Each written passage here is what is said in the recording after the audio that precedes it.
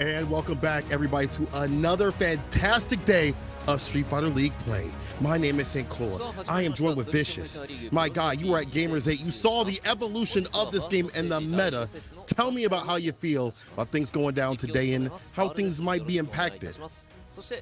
Man, JP's pretty good. All memes aside, I think JP's a pretty good character. You started to see some of the characters transition over to this character, right? And I don't mean JP as in Japan. I mean JP as Johan Petrovic. This character is ridiculous. But in all seriousness, we're starting to see it kind of gravitate towards this character with some of the character selection from some of these players. But overall, we're starting to see things shake up just a little bit. One of the big things that I'm looking forward to right now is seeing whether or not there's going to be some more Rashid play, right? We are going to be seeing Shinobism for the first time in what, 2 weeks now, perhaps even like 3.5, considering all the events that have happened.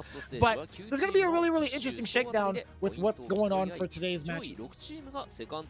Absolutely, and to give y'all a little bit of a refresher, of course, we have the blind pick for the first part of the season, first of two, then first of three, but they will be sitting up their players and their characters up first without revealing anything.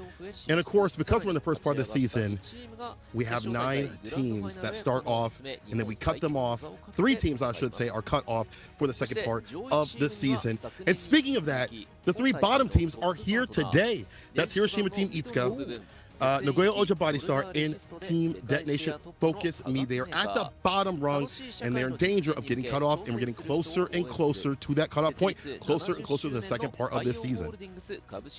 Yeah, taking a look at the current schedule of things, right, there's only a few more weeks until we reach the second stage. I feel like there's only 12 weeks in total, but they need to shape it up, right, because in order to get to that grand prize of 8 million yen, they gotta at least make it to the second stage. And of course, that's split up with 5 million yen going to first, 2 million yen going to second, and 1 million going to third. A lot of money, and of course, the pride of being the best team in Street Fighter League Japan, being able to represent at the World Champions at the Capcom Cup Finals, I should say. That is a lot to play for, and it means that people are going to be playing a lot harder out here. And of course, we started the season off in the early days of Street Fighter 6, so they've had to prepare with the quickness. I feel like, having events like CEO, which they didn't really go out to, but like, I guess EVO, I should say, and the World Warriors, that's going to help embolden them and getting them prepared and ready. In fact, I want to see a lot of these people that have went out to EVO who have experienced that world-class level of play from everywhere, to see how that transforms their gameplay. We've already seen Kakadu and how he's been able to adjust himself to Angry Birds play with the perfect parries and things like that. I want to see more things moving the meta. No doubt. I think there's just a handful of different locals that go on throughout the entirety of Japan for like different regions. And even so, if you can't make it there in person, there's still so many different ways to join in online. I know that I've been following like a handful of like Japanese Twitter accounts that have kind of shown off, hey, there's going to be like a local happening this week, or there's going to be an online weekly event happening another week. But it's been very consistent in Japan, and I feel like all over the world, right? So we're slowly starting to see how the meta is going to be developing, and it makes me even more excited to see how it pans out for the next big event. More importantly, the next offline event, right? I don't know when that is. It's going to be on like the CPT website for sure. I'd imagine it's got to be like the France offline premiere, if I'm not mistaken. It's either that or the one in September. The one in September must be like the Singapore one. But either way, the way it's kind of fleshing out, it's so hard to call, right? I want to see like another character take the rankings by storm, the current meta rankings by storm, right? If it's not JP one day, it could be another character another day. More importantly, let's take a look at one of these teams to see whether or not they have what's in them to possibly shake up the meta. Ooh-wee, Hiroshima Team Itsuka coming up to bat. We start off with the thirsty one, the Magician, Aqua, on that JP, and sometimes Cammy if need be. After that is the fighting spirit himself, bro. That is Jazzy, yes. The Luke Master, Maestro. After that, the massive tag grappler, Kichipa, the Magic Monkey. We saw him working at EVO, and last but not least, the storm of hands on the man. That is Storm Kubo coming through with that Honda pick. This team a little bit better up than last season, actually getting some points, but still below that bottom line. Yeah, I was literally just watching the way Storm Kubo was able to handle Moke. I kind of want to see how much the rest of the team had been practicing. They got their emotes unlocked. Let's take a look at their opponents today. It's going to be Shinobism Gaming starting things off with the swanky ninja that is Johnny. And I kind of want to know whether or not he's going to be bringing a new character to the plate. But one thing is for sure, this man will put you 6 feet under. It's the Gravemaker, Fujimura, with the ever-impressive Ken. The Vanguard, Yamaguchi. I don't know if he'll be up front today, but it'd be a good bet because of the fact that he is a Luke main and master. Then, of course, Shinobism Prime, just shy of that top 6 a couple weeks ago. It's none other than Mokochi. And hopefully, I mean, I really do mean hopefully, he brings out that Rashid today flying team. Yes, bro. To get that character at that top sort of spot and to, you know, talk about a little bit of that character just in general. Many people don't believe in him. I saw Logan starting to talk about how, like, he sees that character in the same rankings of Jury and Ken and those top tier, the close to top tiers out there. I want to see that taken there, right? I want to see this character taken. It's always taken some time for Rashid to shine, right? We saw that in 5. It took a full season before people thought of that character as a threat, as Big Bird had put work in. We'll see who comes up first. It's going to be Keith versus Ken. Oh, man. Look at Fujimura's face, bro. Look at Fujimura. He's like, wait, what? I don't know if it's like a look of content, like, hey, we kind of called it, or it's like, I'm surprised Kichipamu's up, or another thing, it could be like, damn, I actually am not ready for this matchup. Okay, Kichipa. Let's see what he does against. I've been studying a lot of Fujimura. I like what he does, you know, with parry. He's kind of developed a style where he'll do like perfect parry and do stand heavy kick instead of like drive rush right after it, and stay in that right range to get the perfect parry. Follows the long limbs of Ken, like stand heavy kick, stand fierce. But in this matchup, I wonder how much experience he has. You know, there's only a few geek players that have really committed to the character. You know, considering you're really looking for really Kichipa, Storm Kubo when he plays sometimes, and maybe a Seisei. We are getting the pre-game interviews. Kichipamu had previously said, I think I have an advantage on this matchup, so I'm hoping for the win. Now I'm kind of curious to hear what the response is in return for Fujimura, because again, that pre-game look was very, very concerning. It felt to me like a man with a little bit of insecurity in the matchup. And you kind of see it, right? Fujimura had responded with, I didn't think I would match up with Kichipamu. So that's his main concern. It may not be the matchup in terms of the characters, but he is thoroughly surprised that Kichipamu is going up first. Yeah, I'm wondering what about this, maybe, or how Kichipa's like playstyle is like causing fear for the machine himself that is ever optimal as Fujimura. You know, like, I'm curious to see like what Fujimura, who is so studious and studied up in this game in a lot of matchups and knows how to extract what is the most broken parts of the characters that he plays, is giving him a little bit of pause. It actually says, Fujimura says that I'm not that confident on fighting him. And again, that might go back to your point of like fighting Kichipa. I'm like so curious to see what about Kichipa's style is so different than other geek players that he is causing so much pause. We know that Kichipa loves to go for those magic reads, but bro, yeah, that's the thing. When you're watching a magician, you never really know how the trick is done. You can only sit there in awe and amazement. I feel like you put it perfectly in the realm of, or in the perspective of like how Kichipamu actually wants to play, man. He keeps it so ambiguous. His reads are so important. It makes you kind of feel like what had just happened. Like I know I'm like the recipient of like the magic trick, but I'm actually in complete awe and shock. I don't even know how to assess this, right? I do think that's pretty accurate with the way Kichipamu wants to play. He keeps it so ambiguous and such a mystery as how to even adapt, because sometimes he won't even follow the rules of logic, right? Yeah, we saw that at Steam. I remember like that was it was Steam. I don't remember the year it was that it occurred, but I remember a lot of people watching it and being like, "This man is like an actual magician. Like this dude is doing things that other key players are not and taking big risks. Like he'd leave Oki on the table to make these big magic moments happen, and they worked out for him. He got some top spots with it." And we've seen it kind of happen. Like I've watched him on CFN a little bit, and it kind of seemed like that similar style. He'll sneak in like a running bear grab every so often to catch you unawares. And maybe that's like the fear, bro. Like you're like, dang, you would not do that to me, right? Like not at this level, but he does. It's very common for certain levels to kind of think about Zangief's players trying to go for the cheeky reset and go for an SPD because it leads to a lot of damage. You're intentionally dropping the combo for said resets. But I think more often than not, Kichipamu has like these really ridiculous layers that he just has on roulette in his brain. It's like whatever he feels like doing, it'll still lead to an option that is not going to be too high on risk, but it does have a significant reward to it. And it will instill the mental damage as well to kind of make you anticipate, well, maybe he might do something kind of risky again, so I have to like jump or something or backdash and do something irrational, right? So we'll see how that plays out. Let's see whether or not it comes to fruition. Here we go. Game 1, Kichipa versus Fujimura. Back-to-back throws thus far. Uh-oh, waking up with the buttons and some violent 6-piece. Distance with it. Perfect parry. Here we go. The meta's evolving. Gets the back throw. Want that positional advantage. The interruption thus far. Kichipamu playing it straight to kind of back it up with low medium kicking. Fujimura more often than not trying to force him to respect the ground game, but now it's going to be Fujimura, one of the 4 horsemen of the apocalypse. Low medium kick already into the corner. Dear God, this carries the match.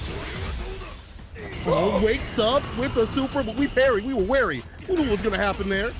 Jump in, punch, stand, fierce. Oh God, that's the finish right there. Fujimura calling out that super. There was so much time for a punish counter jump in normal. That's pretty good, man. That's actually pretty good. Target combo into the DP, pretty standard. Kichipamu again, not obeying the laws of gravity now, using a burst dynamite just instantly against Fujimura with a clean punish afterwards. It's not gonna kill. It's gonna bring him back some drive gauge, but this is a very, very highly advantageous spot for Fujimura. Drive rush again, but no, it's Kichipamu with the interruption. Nice challenge. Long distance relationship with these fireballs. Drive rush again with the throw. He's willing to burn out to get the finish. It's only one touch, one tap to finish it. A jab, a dab will do right now. Anything, get through. He tried to whiff punish it. Standing medium kick just outside of range to Kichipamu. Just has to walk up to his death, right? Dead man walking is exactly what Fujimura was saying. He's already got the shovel. He's already dug the ditch. It's all a matter of Kichipamu just walking into it now. Man, look at the turnaround you see up in terms of confidence here for Fujimura. He's like, wait a minute, this isn't so bad. This isn't so bad. That corner pressure that Geef has to hold, the lacking amount of defense that Geef doesn't have, plays well to how Ken just puts you in the corner and just runs that offense continuously over and over again, right? And like, you don't really have that many options as Geef to wake up with. You don't have the fastest buttons in the business. You don't have a DP, and Ken loves that. Loves to fight in the corner, as we see continuously. And I wonder what Kichipamu's going to do now. Now, the reads aren't working out right now. そして、アカウント名ケロピーさんからもいただいております。藤村さん頑張れ。I want to say, 今日も攻めの攻め剣見せてくれ。I want to say like maybe a slower approach, but that's not even the real answer, to be honest with you. I think Fujimura has already been keen to the ranges that Zangief can present. Kichipamu kind of playing it a little bit tame, and there was a moment in the corner where he was a little bit wild too with the wake up burst dynamite. I think there's gonna be certain instances where like maybe he could throw possibly like a sweep to throw Fujimura off. I feel like more so in the ground game rather than trying to just wake up with like a command grab or like an air command grab like that. I think him kind of testing the ranges a little bit more.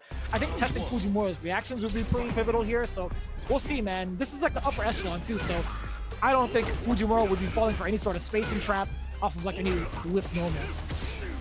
I think that's true. Well, drive rush to the corner. Death throws. Of course. Stand medium kick, target combo on the mark right here. Fujimura with the frame kill. Is it with the DP? This is looking real bad for the monkey magic right now. He's figuring out all the magic tricks. He's looked them up on Google. That's how you'll do it. Oh, okay. Again, man, these frame kills kind of throwing Kichipamu off. Now, I think it's just a little bit of stubbornness coming from the side of Kichipamu, not giving Fujimura the respect that he deserves, right? He's meted him the same time, what, 3 times over with the jab pressure? And he's going to keep doing it. Now it's going to be the forward throw. Kichipamu, I think it's been death by meaties, man. And no vegan option right now. This is all season and level 3, not just yet. One more sequence into level 3. It'll be over. Looking to kill this with a perfect KO is Fujimura himself. Damn near and burn up, but it doesn't matter. Oh, splash. Hold on now. Let's make some magic happen. We're gonna get burnt out over this, right? Yes, we are. Oh, we could make a comeback. Oh, that punish counter could have been a super, and that's towards the wall. Does he have enough in him? Not just yet. Oh, Oh my God, the running he's bear out of there. It's exactly as you preface it with, St. Cola. There are going to be moments where Kichipamu's going to rely on the opponent sleeping on the wheel. And you can see him put his hands to his head, thinking to himself, I shouldn't have gone for the running bear grab. It's exactly as you called it. Hey, I've seen that so often. It's so to Fujiwara. He's like, listen, I saw you, CFN. I saw what you did on rank, and it's not going to happen to me. I'm holding north so I don't go south. And he was out of there. And that's just a really good option. You have to back up and look for like a Lariat as like an anti-air tool if they try to jump out. Like, but he's playing it too close. When I watch Itazan play, he like backs up right around where you see like the timer is at to wait for them to hang themselves. He either goes to the air with like the headbutt or the SPD, or he'll go to the Lariat. Either way, you play it too close and you get red. And Fujimura, again, I don't know why he was so scared. He was like, wait a minute, this wasn't so bad. Yeah, I mean, the adjustments from game 1 into game 2, you saw a lot more consistent media options too. I think, well, I will say consistent, but what I really mean is repetitive, right? He definitely went by the route of, if it ain't broke, don't fix it. The jab meaty pressure is a lot to kind of consider. There's so much that it could lead to. You could chain it to make it a frame trap. You can do crouch jab, crouching short to like check the lows in case they want to stand up, and then confirm off of that pretty easily. You could lead into a spacing trap, etc. Right? I think overall Kichipamu was a little bit too stubborn in his ways in regards to his wake-up options in that game.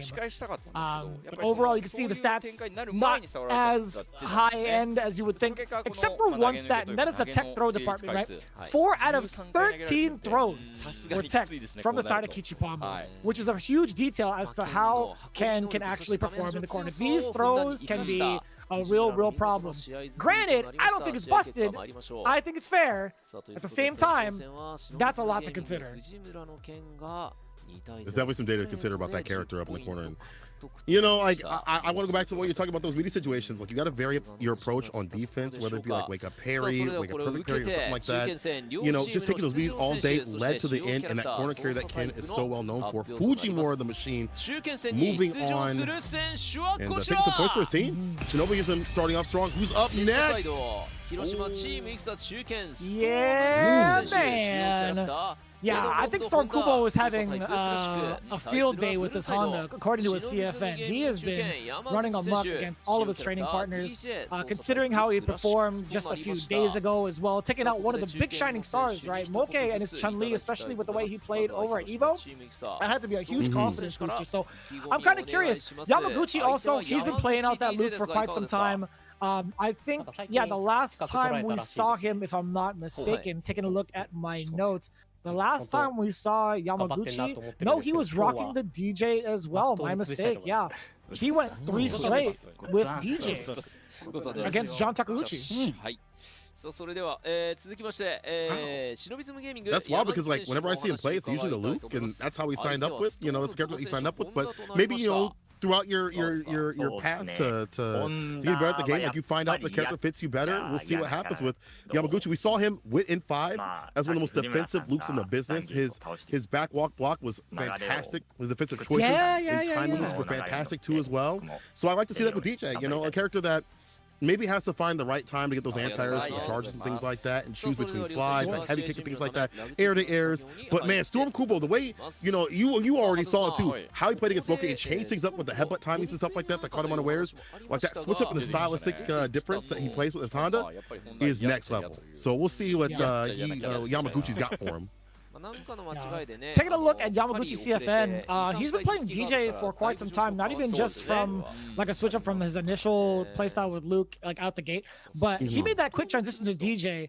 It wouldn't be a surprise if it's like something he's kind of just going to be gelling with, if it's going to be a permanent stay or not, because these guys can switch up at the pretty much toss of a dime if need be. I think one of the biggest surprises we've seen like switch up into like DJ, Zhen is one of them, right? He has He has pocket characters as well, but I forgot who his main was. He actually switched over to DJ the weekend of Gamers 8, like 2-3 days ago prior. So that was actually kind of wild. Just to kind of put that example out there, again, at the top level, I wouldn't be surprised if they had any sort of like tertiary character coming up to bat to play at the elite level. Yeah, I mean, it makes sense, you know. When, you know, Zen was talking about like his previous character, this was at Rebel Kumite, when he was invited out there, he was playing some JP. To make that switch within 3 days is incredible. Yeah, that's top tier. That's how you know someone is top level. So I think you're right. I think a lot of these players have already experimented with a lot of the characters. They already have a base. There's already a lot of knowledge already out there in terms of how to play these characters. And all they need to do is put their stylistic, you know, differences on these characters, and you know, obviously figure out what's optimal and things like that.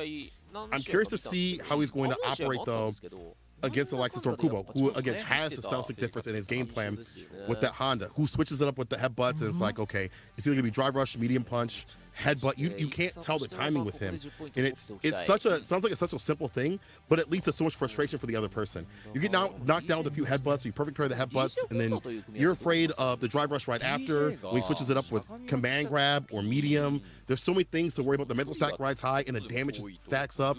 I'm curious to see what the defense is like from the side of Yamaguchi. I'm also kind of curious about, I don't think there's going to be like some blatant headbutt disrespect coming in from the side of Storm Kubo. There's going to be some sort of conditioning, at least from the mid-range. I think it's much harder to react to a headbutt from like half to a quarter screen distance away, obviously, right?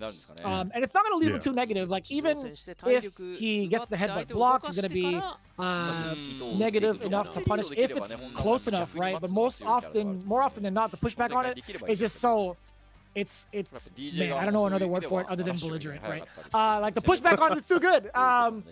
But all things considered, right? I think overall, just the presence of the normals that Kichipamu, or sorry, that Storm Kubo has, is pretty good. Like his medium placements are very, very much so spot on. His whiff punishes are great. But overall, it's his patience. I think him kind of like laming it out is something that he's really come to terms with in comparison to how his former playstyle was. But we'll see if that's going to be the case now, because I know maybe that was like maybe a character specific type of deal against Chun-Li. So we'll see how it's going to play out against DJ. Might be more difficult. Way better fireball on the side of DJ.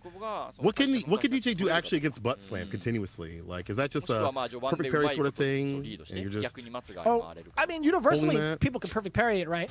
One of the more consistent tools that I've seen, if it's like directly above him, is doing delayed jackknife maximum, like the up kicks. Right, literally at the when he's right above him, you still have invulnerability to airborne attacks. Right at that point in time. So just like that. Ooh, okay. Called it right. Here we go, though. Drive rush mediums. Trying to start the party off. Blood slam, perfect parry. We're gonna find a punish. Or some probably corner carry. Yeah, jackknife. Double dashes in, not spending any bar, which is fantastic here. I was so worried because at that moment, if he'd done another crouching medium punch off of that standing medium punch block, that could have been a big trade combo for Yamaguchi. He missed so much damage on the table. But if you're Storm Kubo, you're absolutely going to take that. And how often have these butt slams been countered thus far by the up kicks from DJ? You can't do much about the Oichoto, though. I don't know what the counter is for that. You better pray to God. Be predictive with it. Hold north. There's a throw, though. Yamaguchi has him in the corner. Oh, the butt slam lands before you even get in. We wake up with the back throw. Never like the Texas throw. Anyone's game still. Look at that. You see Yamaguchi, he's just sitting back, and that was so smart too, especially after the drive rush. Everybody is in a slight panic after drive rush jab, especially when it's guess for game scenario. So that was very, very well played from Yamaguchi. But also, he's hanging back. I just realized, wait a minute, is this the Family Mart colorway? The Famima colorway? The Japanese convenience store? If so, if that's intentional, Yamaguchi, you're a god. Never been. I gotta be. I gotta go out there. You gotta go to Japan, man. When you go, you gotta do me a favor. You gotta eat the Fami Chiki there. It's just like this chicken patty. It's mad good. I eat it every day. It's so good. I'll tell you all about it later. But anyways, the Ring of Fire, someone's getting cooked. Look at the damage. For the corner too. Not a lot of drive gauge. That safe Pierce making it ambiguous, and there's a drive impact right back. You lacking, let's get cracking. Jacob with the OD stance, hands up in the corner. Yeah, you got to find a way out, but still, this is looking real difficult. Can't hold too much pressure. Got to get aggressive. Yamaguchi, get that bar back. Oh, I think it's smart too. Storm Kubo is looking for a moment where Yamaguchi backs up. It's the one thing you kind of look for, right, against charge characters. If you see them not charging down back, that's the best time for you to jump in on them. Majority of the time. Majority of the time, right? Yeah, especially like these weird anti-airs from the side of DJ with like crouch fierce and things like that. Crouch heavy kick, I'm sorry. And back heavy kick. From Kubo, locked in right now, has him caught in the corner. He's doing stand fierce every so often to kind of bait out something or, you know, making it biggest when he's doing the headbutt. Yeah, look at that right there. Ooh! Moricho throw. I wouldn't be surprised if he did it again. Oh, drive rush reaction into the impact. Side switch, yes sir. The knee shot, standing light kick into machine gun upper. Perfect. Forward throw. You can't set up for meaty drive impact. I was just about to say it. You're deader than dead, actually. All you gotta do is just finish the combo. Boom. With that amount of scaling, you can immediately cancel into it. Doesn't even matter. Crazy amount of damage. Yamaguchi routing it back, and I like that side switch opportunity too. Like, my man has definitely spent some time in the lab with this character to not have to go with, like, you know, the OD just cool combo where you do the side switch and stuff, saving that bar for the right moment. Any awareness super have impact. Good stuff. Yeah. There's a couple of neat things you can do off of like knee shot, standing light kick, air juggle. He could go into like Sobot if he wanted to. But overall, yeah, the machine gun upper, I think that does the most damage meterless, if I'm not mistaken. But I do like the idea of just cool. The OD just cool. I think that does the most damage, and it grants you a safe jump afterwards. Oh, perfect. Parry, back throw for positioning. So smart for the advantage. Plus frames after that. The OD air slasher. Perfect parry again. Bring him back to the corner. That's where you live when you start paying some rent. Wow, what a reaction against the driver side crouching, meter kick sweep off the feet, and now Storm Kubo's in burnout. This is bad. Air slasher for days or the drive impact. One more sequence will finish this. Oh, the burnout sequence. Ooh. That's the mono PR, baby. Spending all that bar, mono PR, he put that on his Instagram. He's like, yo, you know how much chip damage this thing does? You know how much meter I built for myself? I'm gonna go for it. That was so clean. So sick. Yamaguchi on set point. Now you see the lack and slack of defense with the side. Poor Honda. Can't believe I'm saying poor Honda, but Yamaguchi's definitely been on lock. He's been stuffing and stopping drive rush opportunities. He's not falling to any stand fears, headbutt baits at all. That defense that we talked about coming into play, and he switches it on for the offense. Breaks his back. Tries to do it again. The big tag.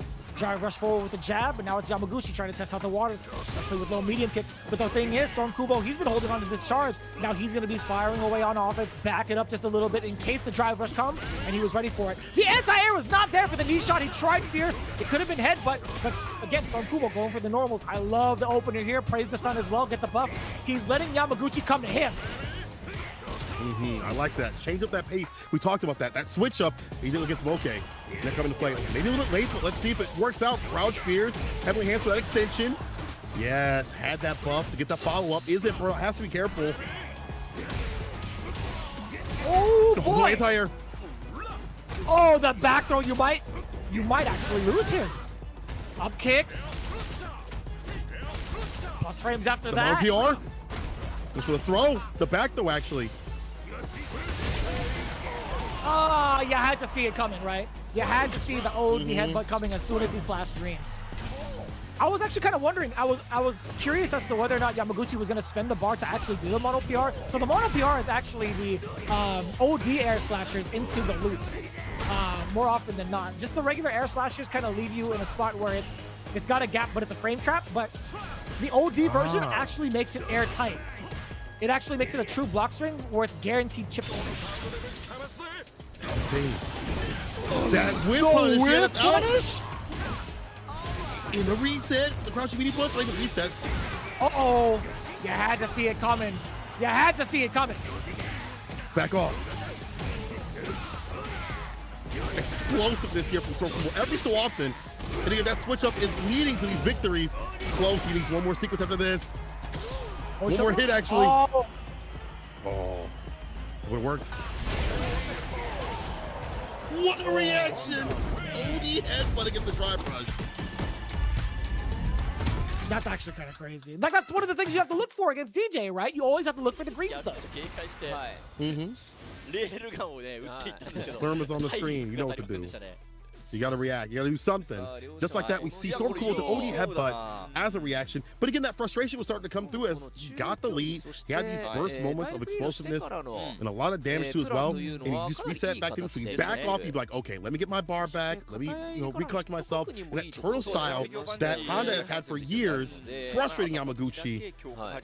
I like that switch up, Storm. I'm telling you, man, there's a different threat from Storm Kubo coming in with this Honda. As soon as he has that life lead, he plays it out so well. His reactions so on point. It's got Yamaguchi kind of stressing a little bit. Good stuff from Yamaguchi. I did like the punish against the stand fierce from a distance, like well labbed out, well knowledge against this character. But again, as we keep putting it, that lane style, forcing you to come to him to get the win, forcing you to come to the wall of hands, forcing you to overextend. And when he's got that lead, it's just so frustrating. It doesn't matter what character you play, really. Except for maybe Gun. Except for maybe Gun. All right, that's fair. That's fair. Yeah. I will co-sign that. I will absolutely co-sign that. I love the punish counter against the fireball. That air slasher led to so much damage for Storm Kubo. One mistake and he's bleeding. Oicho? No, he's gonna make it meaty on the stomp. Overhead stomp, excuse me. Spend it like you mean it. This guy is looking for Yokozuna level. He doesn't want the master level. He wants to go back to Yokozuna. Sumo is strong. Oh, it's gonna be first though. Stand fierce guard. Just cool conversion for some damage. You sneak that maximum upward to really maximize. Backs away, but no anti-air play. Obviously did not have the charge. But maybe, I don't know, back heavy kick? Probably would have worked out, actually. Get the solidify this time, though.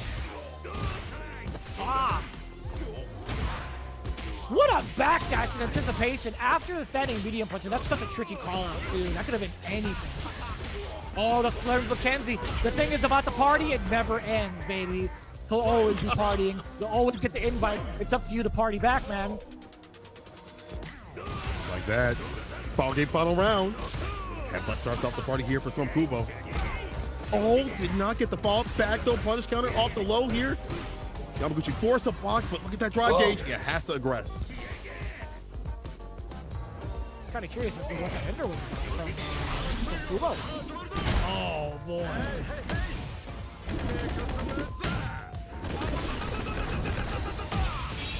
Damn. And he's in burnout? Yeah, you already know it's party time. The Shinkansen train coming through. The drive rush, I should say. There it is again. Oh, no, he got hit. No way! Yamaguchi. OD and the just cool follow-up for the finish. Yamaguchi bringing it back from the brink. Man, this is a DJ player right here. Good stuff, Yamaguchi taking over Storm Kubo even after the switch up. That was sick. I'm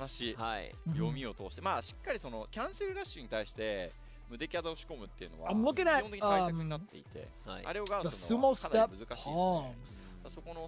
I wanted to see, yeah, so I didn't realize that the first set of palms from the sumo step is only -3. It's only if you commit to it all the way that it's like double digits negative. So it's very interesting. I think I like that. I don't think that's a bad idea. Like when you think about it, if you utilize something like that in a burnout situation, that's +1.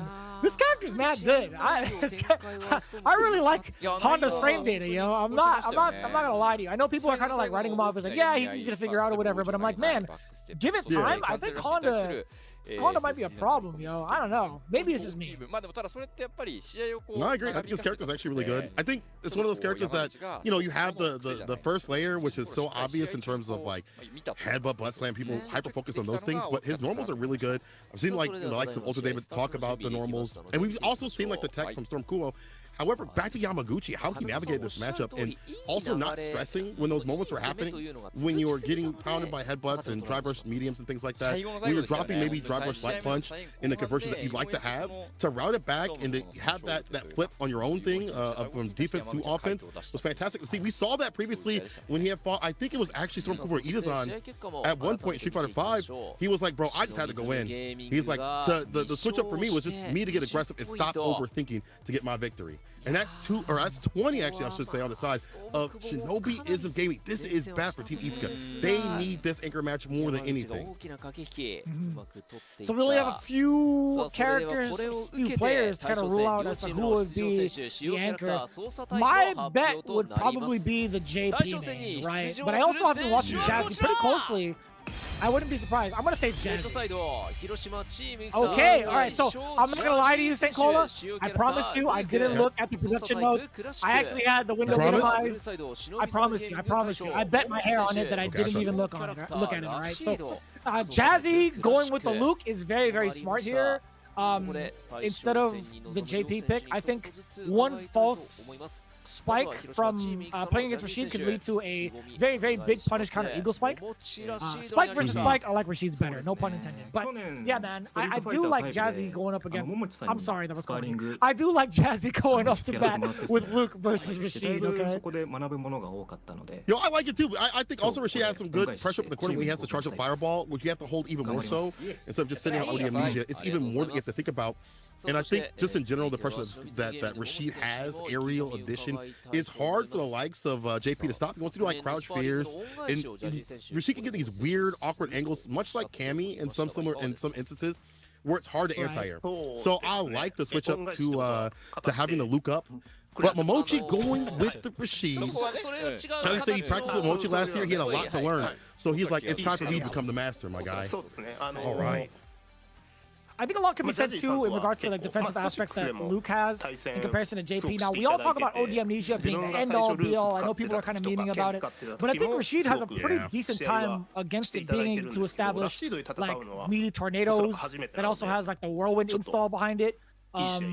He also has his quarter circle back punch move that kind of establishes a projectile in front of him as well, if I'm not mistaken. So that's going to be pretty interesting to see if that matchup ever comes to fruition down the line. I would love to see that on the CFN, but right now it's going to be Luke. And I think Luke overall, him being able to fight out of the corner is very much so evident in comparison to JP. I think his tools are much better, at least for trying to get out of the corner normals-wise. Nothing's going to beat OD amnesia. But I will say, I think like the normals that Luke has can very much so help him fight out of the corner. I think even mid-screen too as well. He's got these long-reaching normals. He's got that lunging, light punch that coupled with drive rush is deadly to deal with. And one of the things that people mark about Rashid in terms of being, I guess, bad or kind of awkward is his normals don't have a lot of reach compared to how they were in 5. Stand fierce is pretty decent. Crouch fierce is pretty decent. But compared to like Luke stand medium punch, they are outclassed. And I think the normals will be better out here. Momochi says that he has played against Jazzy, but it's his first time matching against Rashid, so he's excited. Maybe he seems like pulling up Rashid in league right now because we've seen him play at Evo, but that's definitely a big test right there. If you pull him at Evo and you get damn near close to 8th, that is amazing to me. I think that you passed the test right there with flying colors to allow him to be played at league. So yeah, we'll see the kind of things that Momochi had been working on. I've been also kind of paying attention to how he's been playing over on stream. But I will say, man, at these hours, these operating hours in the middle of the morning, middle of the night, etc., depending on where you're from, man, when he spends a lot of time in training room, I will be very honest, I sometimes fall asleep in my chair. All right, I'm that old. I'm not gonna lie. I'm watching him grind stuff out, and I wake up like this. I'm like, every single time. But the gems that I do find, by the way, all the stream monsters that clip Momochi streams, etc., you guys are gods, by the way. Yeah. There's some really messed up mixes that he gets off of Arabian Cyclone more often than not, and also his neutral game with this character is phenomenal. It's so good, man. Yeah. I'm so excited to see Momochi fully committing right now for the time being to the new characters and trying to flesh out Rashid. You know, I think like Ken and Rashid would be like a good like pick. Maybe if Rashid does well against Ga, we'll see if that is like a thing later on. But I think that's like a really good team if he chooses to go with that route. But I'm with you in terms of my man definitely in the lab continuously. There's like 900 people just watching him grind the same combo. We saw that with Cody in 5. We're seeing it with Rashid and previously with Ken. But you know, Luke Jazzy is also a big grind monster himself on his stream. Definitely figuring out things we saw with the suppressor. He didn't really maybe have the results that he wanted against like Akira, against the Gojo Body Star, but he definitely has the ability to lab out and be a tech monster in and of himself. I like to see what he knows about this matchup and how to deal with this character. If there's one character that's like a really big knowledge check, it's definitely this one, man. Rashid will take advantage if you don't know anything about his data or even lacking a little bit in it. You'll get caught unawares into meter gain into the level 2, as you said. Anchor match, let's get it. Man, he baited out that Sandblast hook, line, and sinker, already getting the corner carry. You already know it. OD spinning mixer to ensure the anti-air. I do like that. Arabian Cyclone to get the mix going. Dash up for the meaty plus frame situation. Fierce on the way down. Oh, he didn't do it late enough. I don't know if he can do it later than that to kind of get the juggle.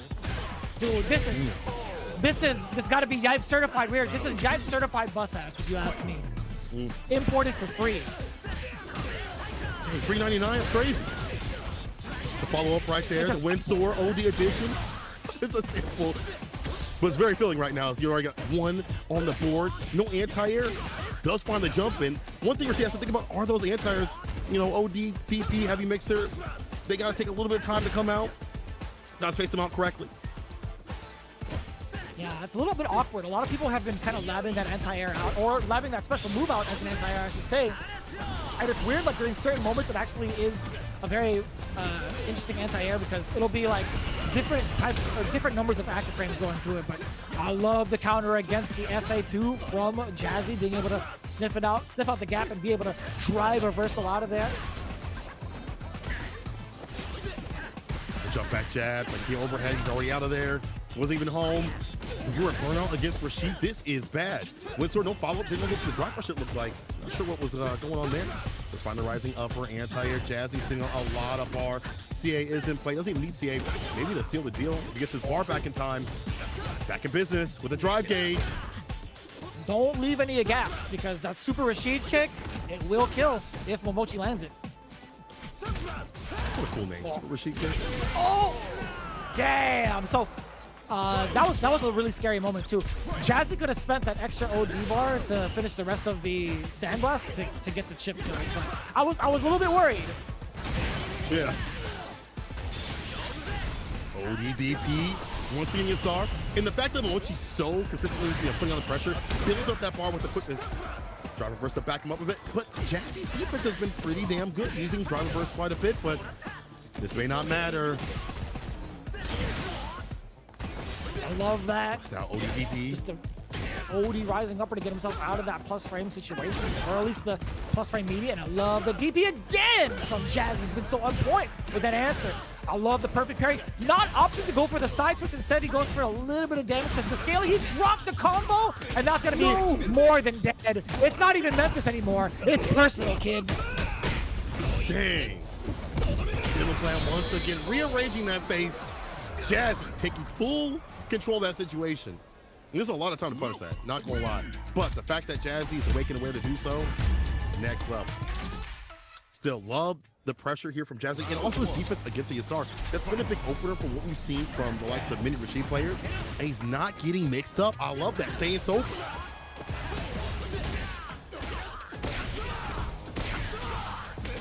Damn. OD spinning mixer. Didn't manage to catch Jazzy, overextending just a bit, but it's going to be totally fine with him, right? The damage that incurred, it's not going to be too detrimental to what he wants to do on offense, which is press on against Momochi. A throw could have it. No, he's trying to get the bait, but either way, Momochi, he fell for it. You saw the little leg squiggle, the little leg twitch, the little shimmy. He tried to throw. Little scoop. Respect your leg right there. Half a scoop. Not even a full one, one or die right there. Jazzy. And I get it, because you want to put him in the corner. That's where Rashik really shot. We've seen the corner pressure. But mid-screen, it is not looking clean right now. Crouching meaty punch is hella clean here as it started for Jazzy. Gets that corner push, that corner carry, that forward pierce. He commits to it. Oh, no. We're out of there, though. Isar. Let's see what the defensive option is this time. The back throw! Yo, Jazzy! So I've seen the Twitter clips. I don't want it to be me, bro. One more hit, it'll be it. Doesn't even need level 3. He's got level 1 if necessary. If they throw out a fireball, he'll be lacking these streets. Oh my God, that's so dangerous. That level 1 could hit. Impact got a little bit, yeah, but no help. Yeah, that's just muscle memory. As soon as I saw Momochi go for it, he didn't even realize it too until like way after. He's like, oh, I'm actually dead. Show the suppressor drive rush start. That I feel like is a Jazzy special. Anytime I see suppressors like this dude right here, he invented it, molded in it, and now he's on game point. I'm just glad suppressor doesn't beat throws anymore. In terms of like, or does the freeze frame if you're point blank. I really enjoy that. The backdash. You know, why use suppressor when you have incredible backdashes that Jazzy has? Impact again. Triple limb. That's the end. Jazzy is cooking Momochi right now. This is set point. Defense has been on point, and what he makes off of these crouching medium punches and these round starts leads to so much damage. These big leads where this character, it's hard for him to get the comeback unless they put him in the corner. That safe jump scenario, I think, if I'm not mistaken, only leaves the person who parried at a +2 scenario. So you're not going to get a punish on a safe jump like that, but you will have the opportunity for a mix and offense. And it paid off very well. We get the forward throw now from Momochi, throwing again. The tech is there from Jazzy. The jump back as soon as you see the drive rush. OD spinning mixer. Are we going to send out Isar? No, we're saving the meter for the next round. That's if you can survive. Momochi needs one more touch. Oh, too far for that stand pierce. Unfortunate, but still set point for Jazzy. Mochi definitely making the corner work for him to get that win. We've seen this character work up in the corner, gets a sweep on the feet as a whip punish. Neutral getting a little bit better. You see Mochi playing a little bit closer too as well. Again, these normals don't have the same range as Luke's or how they had Vibe. Oh, hard to get tired.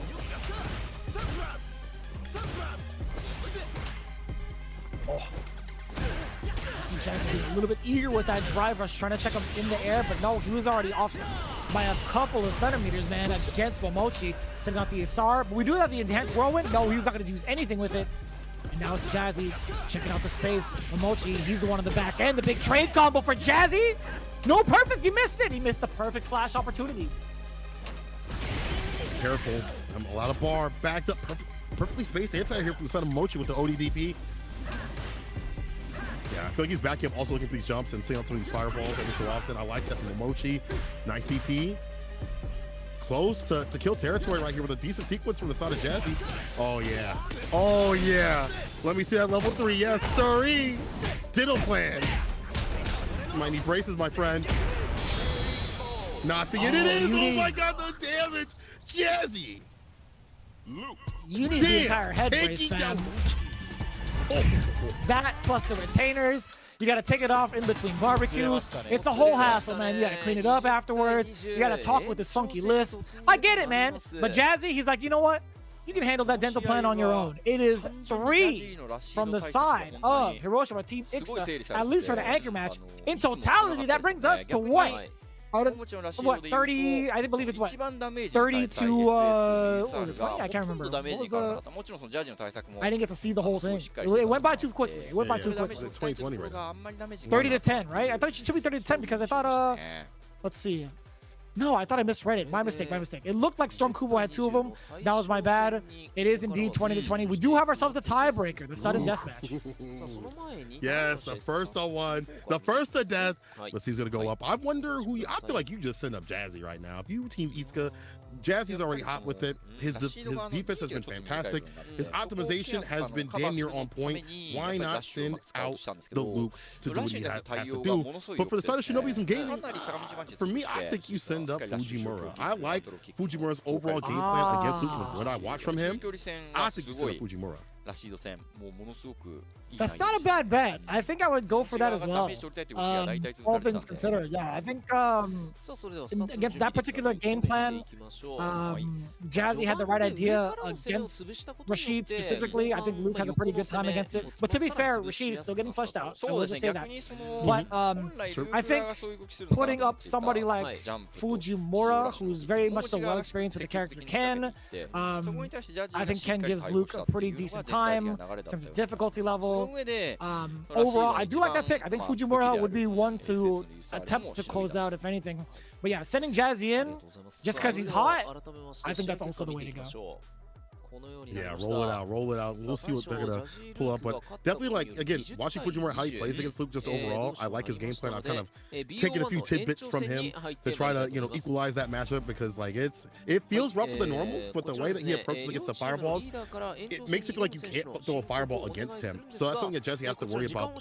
We'll see if that happens. You know, I'm not trying to prophesize too much, because they may send up someone completely different. Might even send up a Mochi. He might have some more tricks of the trade with that Rashid.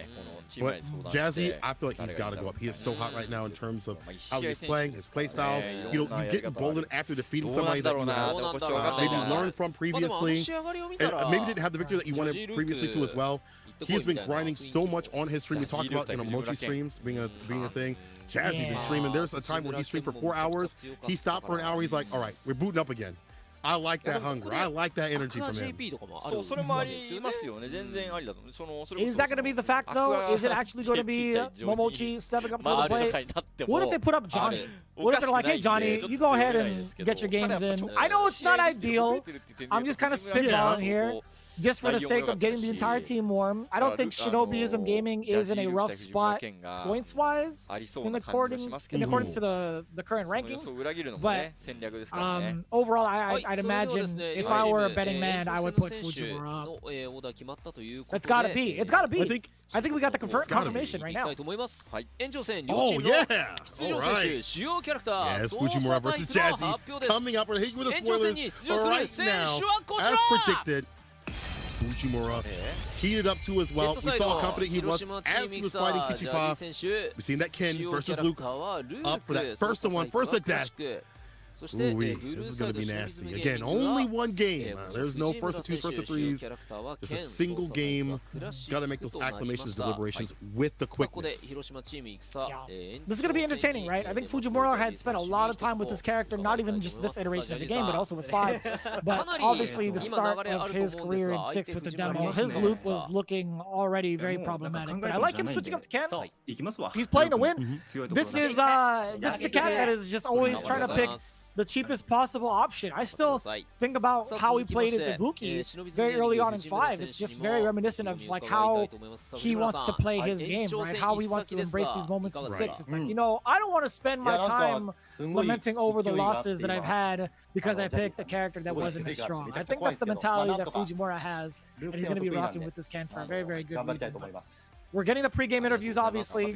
Jazzy had a handful of things to say in regards to Fujimura as he prepped his matchup. So this is very much in tune with what Sinkola and I were saying. Jazzy's being put up there because, according to him, I think we have the flow, so I want to go up and get the most of Luke's strength. So he's going to be playing off of this momentum, playing off of the high of the W, getting it over a legend like Momochi. So it makes total sense. Yeah, you know, as we definitely agree with him going up. That usually happens, it feels like, when someone wins that first of 3 in the anchor position, either dominantly or not, doesn't really matter. They go up usually again because they want to keep that winning streak, right? But Fujimura says, I'm good at facing Luke, so I'll do my best. And again, if you watch his stream or his CFN, I think he is one of the best at fighting that character where other people have maybe not had the handle on neutral.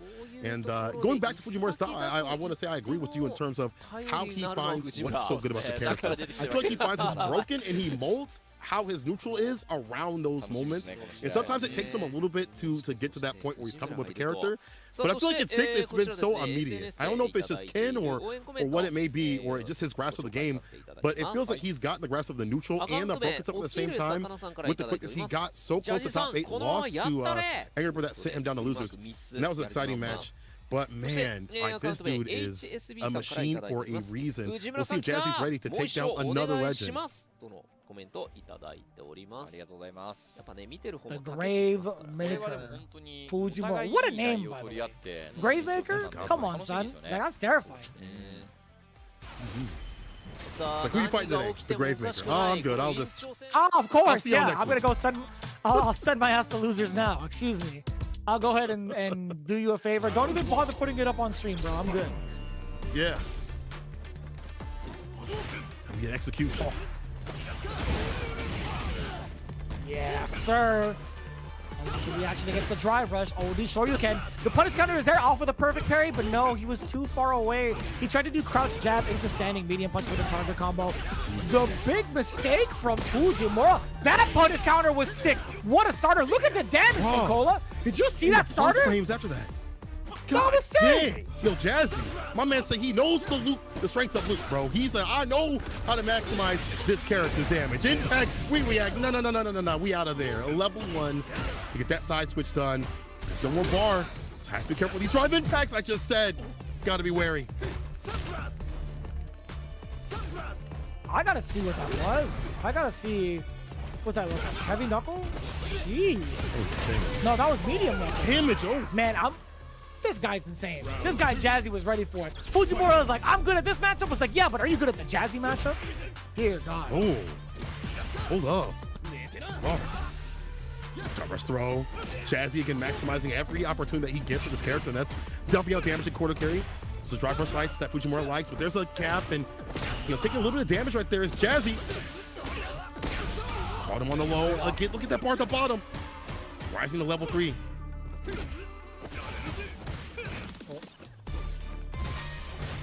See him trying to counter poke with them crouching medium punch. We talked about being able to fight your way out of the corner.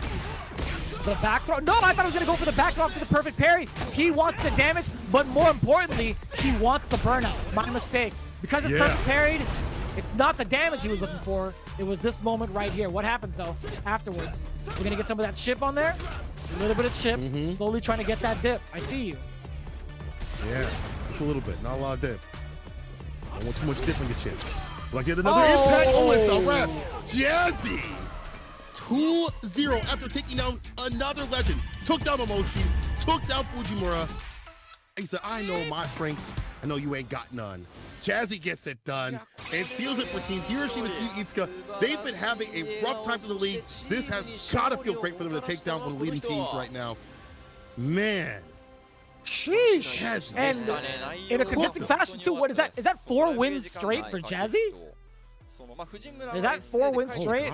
Because Momochi got 3-0'd, right? Am I tripping? I actually have to see that score again because I'm like half awake most of the time. But I gotta say, Jazzy has a win streak going on Legends. I don't know if you noticed that, but also just to kind of go back on that initial point on the punish counter on the ODDP. So he did medium knuckle. He just did instant medium knuckle. He didn't really need to hold it because if you hold it, it sends it backwards, etc. He did medium knuckle, and since it's punish counter, it leaves it at +7. So what he would do is that crouching medium punch into a full sequence if you wanted to. Like he did crouching medium punch, drivers forward, back heavy kick. But the damage on that was insane. It was actually insane.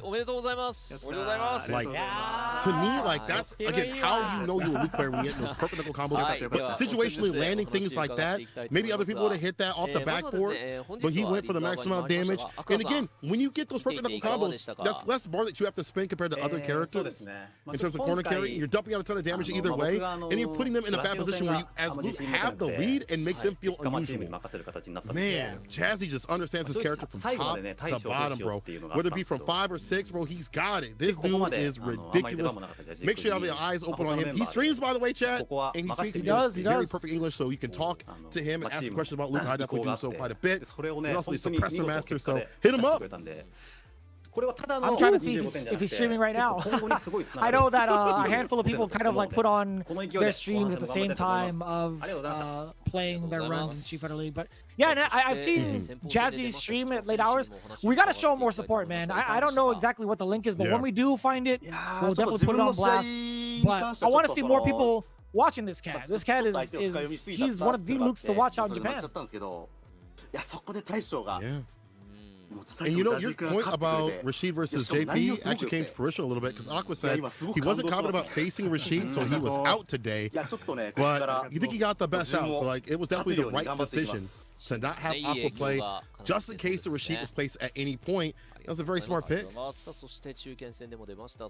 Yeah, I like the sure and steady with Luke in regards to what he can do against the potential of Rashid right now. I think Luke overall would be a pretty good... It's funny, I think Luke is like the ultimate character to face off against anybody. I think he has the kit to face off against every single character in this game, right? So just based off of that alone, I think overall it was a great bet to just throw Luke out there for Rashid as a, you know, like a not necessarily a safety net, but a little bit of a reassurance towards the team.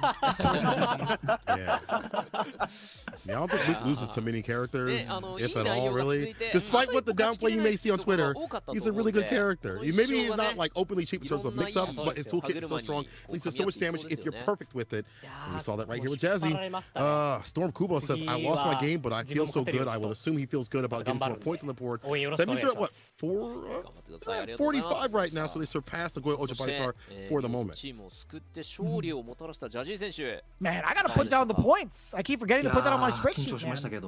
But it's very important to start kind of keeping track of that because we're about to hit the halfway mark next week, I do believe, with week 6. Because in totality, I think there's only like 12 weeks in season 1 in the first stage selection, and that's going to be ending around like September 12th.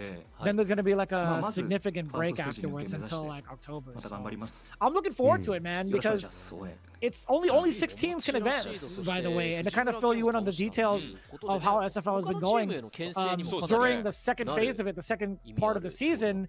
That's where we get the home and away and decide the big counter picks against the away team, etc. So that's why you haven't really been seeing it during the first season. We're just trying to narrow down 9 teams to 6. Yeah. Storm Kubo saying, you know, order-wise, Jazzy was doing too much. I think that was a positive way of saying he was doing too much. He was practicing a lot. We were confident. Jazzy said we would do our best until the end. And again, if you watch Jazzy's stream, my man is a grinder. That's what I like to see, though. You know, like, you know, people really putting the time and effort, especially when your team is relying upon you. For them to put him in the anchor position, there's a lot of weight on his shoulders. For him to perform at this level, you know, we haven't seen him. He's a new cat out here, but man, did he work so well in both these matches to take down legends. He may be like one of those rising stars like we saw with Higuchi and Shuto, you know, last season. It may be Jazzy now. Might be this guy. Yeah, he was practicing a lot with Momochi even last season. I will say he's overqualified currently with his team because he took down 2 legends back to back, man. 4 games straight. Listen, man, I don't know why you're applying here, but you should be captain. No disrespect to Storm Kubo, but I will say, man, Jazzy, like, all jokes aside though, I think obviously Storm Kubo, great in the leader position. Kichipamu, also a fantastic teammate because, again, we talk about the reads, the immaculate reads he can have as a Zangief player, so he can have very interesting perspectives and insights for the matchup. Then, of course, Jazzy picking it up with the Luke. 4 games straight. 3 against Momochi, and then 1 in the sudden death against the Gravemaker. He's like, joke's on you. I made you dig this grave for yourself. Ooh. Dang, here lies you, actually. Amazing stuff. Hiroshima Team Itsuka. Why does it say my name? You'll find out in a second. Pushes him in the grave. You'll find out in a second.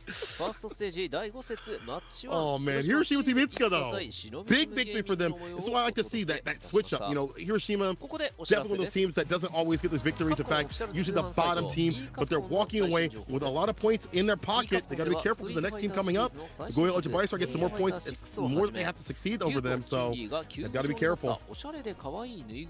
When are we gonna get the Street Fighter 6 gaming mat? You know what I'm saying? Like, you see that graphic at the top with all the characters? I would love that as a gaming mat, like a full desk gaming mat. I kid you not. Capcom, hit me up. I got you for all the designs for your merch. Say less, fam. We got you. We got you covered. I will say the microfiber towel on the bottom left is pretty clutch. Oh, yo, damn. Yo, big shout out, by the way. Big shout out to Andrew Alfonso if you're watching. He hooked me up with one of these hoodies. He hooked me up with one of the hoodies from Amazon, bro. Hold up. You talk for a minute. Takeola. He's gonna get it. Because I want to see your rant. Andrew, I know you're watching. Hook up your guy too, okay? What did we not share?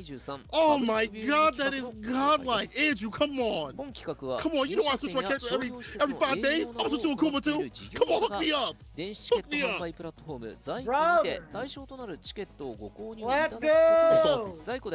I'm so salty right now. That was so cool. To be fair, I exchanged a lot. I got him the San Diego Comic-Con exclusive Cammy shirt. I got him the Ken Bait shirt. I got him the Cammy Bait shirt. I traded 3 for 1. You know, I had to do it. I had to bless my boy, and he blessed me back. So it's the least I can do. So that's how it goes. That's how the trades go, man. That's fair. Maybe Capcom can slide in the DMs and hook us up, though. You know, send a little bit of stuff their way. And yo, look at this artwork, bro. We finally get Street Fighter League Japan art with the new characters. I don't know if I see Rashid. Maybe I'm blind, but man, is this beautiful. Yeah. They got headsets on, too. Everybody's fighting. They're all in communication with each other. Luke using the pad, by the way, and Ryu using the stick. That is actually the coolest detail I've ever seen. I love that. I really, really love that detail. Old man Ryu's using a fight stick. Big gamer Luke is like, I'm all about modern, baby. Man, again, more t-shirts, beautiful t-shirts with the artwork, bro. They have such good artwork, and just wait for us to get hooked up, you know, wear them on the broadcast. But look at this broadcast. Oh man, see, I can't even speak right now. I'm not wearing these. Hello? See, I need this too. I need one of these. Hameko, Aru, hook it up, brother. And the pink one? Oh, son. Come on, son. They know we're jealous too. I know the Japanese broadcast, they're laughing at us right now. They're like, yep, the English broadcasters, they're gonna have to hold that. They're gonna have to hold them up. They have to go to Japan. And you know what? Maybe I will. Maybe I will. Me and Senkoro, we're on the way. We're packing up our bags just to pick up these shirts. Best believe, okay? Whatever it takes. Whatever it takes. Whatever it takes. Shout out to Aru and Hamako. Met him at Evo, bro. Yo, Hamako is a gag, bro. My man was going wild. We were all going wild. It was Aru, Nanai, rest in peace to the homie. We were going wild during all the pool section, screaming. It was a great time. They are fantastic people. Yeah, Hamako's a legend too. Dude, Aru has an exclusive red one, bro. They didn't even show off the red one, like, available now. He's like, no, I'm just gonna wear it. This is an Aru exclusive. But yeah, no, they're truly sweethearts and very energetic. They're really, really fun to be around too. Both Aru and Hamako. Hamako's been around forever, man. I remember shaking his hand back in 2018 for Evo Japan. I was in one of the Street Fighter 4 pools, and I saw him there as well. I obviously had to dap him up because he is a legend. So again, these guys throwing it down. Be sure to follow them on Twitter too. Show them some love internationally. Tell them you said what's up. Show your respects to the greats as you should, because these guys put it down every single week, and they're mad nice at this game. They are very, very nice at this game. Besides this next action coming up, Nagoya Ultra Body Star versus Saishunkan Kumamoto. We're going to be seeing a bottom team go up against the top team. We'll see who's going to get that victory real soon after this break. Grab some snacks, but make sure you come back with the quickness, because this one's going to be explosive, and we'll have even more after that. Street Fighter League is going to keep that heat. It's going to be a win or defeat, continuing on after this break real soon. I need to get some water too, because this one is going to be a sweaty one. Make sure that y'all come back after this break in just a moment.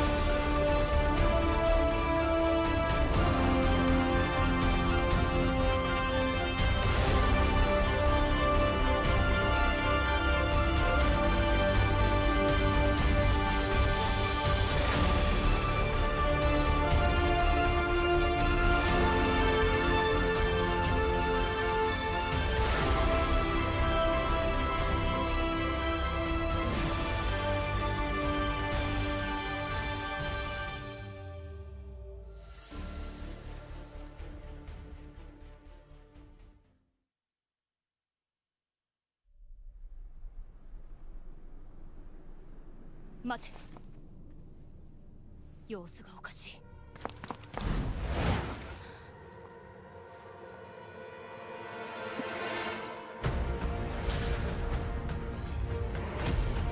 ここで終焉を刻む。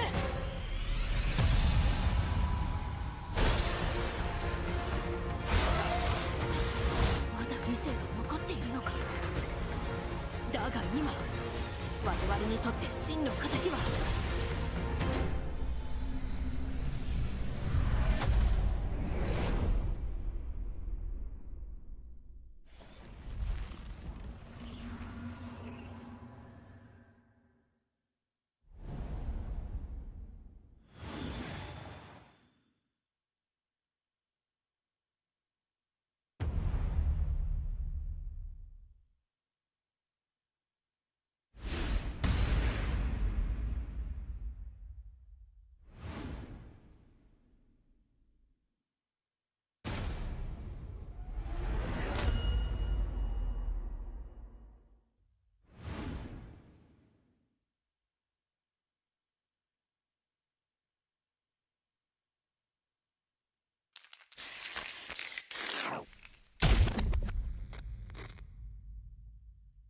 漢方薬の材料どれだったかな。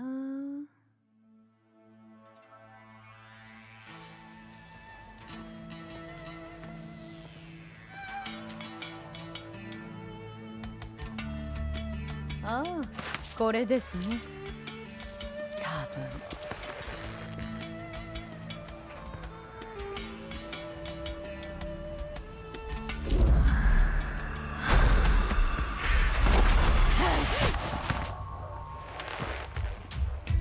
じゃあお味見をどうぞ。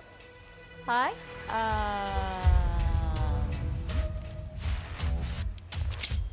えい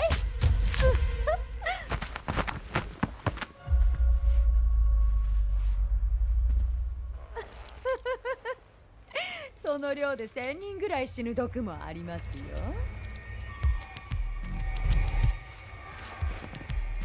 ボツリヌストキシンアセチルコリン放出を阻害、弛緩性麻痺による脱力感。めまい、視力異常。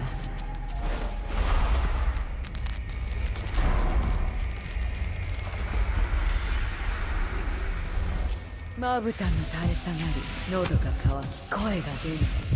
嘔吐、下痢、腹部膨満、そして呼吸困難から心肺停止。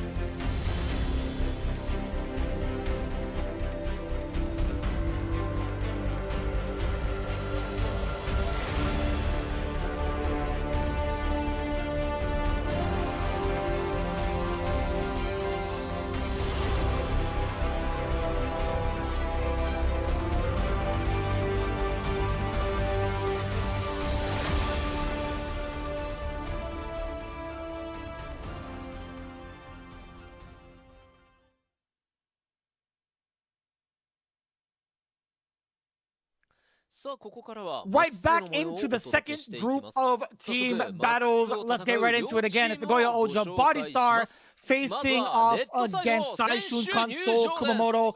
Let's take a look at what those groups are comprised of. Nagoya Ultra Body Star starting things off first. Of course, it's the High Priest, Torimeshi, with the ever impressive doll team right behind him, the legend, Banbaban. No, wait, that's KB with the hammer coming in as the next player up. Of course, the Professor, Oniki, with his impressive DJ, all led by the lightning fast speed star himself with the golden smile that is Akira. What a wholesome smile, by the way. I love this guy. I really do. He swings for the fences, he smiles as he does it. That is a perfect standing heavy punch if I ever seen it. They're going to get a lot of points to go that line, and they're not going to be fine because this is Saishunkan Kumamoto, a super strong team in and of themselves. The sunlit rising star himself, the new kid on the block, Sasumo, with that DJ play. Right behind is the prodigy, always staying Gucci, always staying golden. It is Higuchi. Right after that is going to be the little devil, the man on the modern machine, Shuto, for the Mami Marisa. And last but not least, it's the Brute King himself. On that JP, it is Nemo playing that one-player game, single player only. Saishunkan Kumamoto in the top spots right now. Nagoya Ultra Body Star needs as many points as possible to get over that line, as we talked about, that qualification line, or they'll be cut.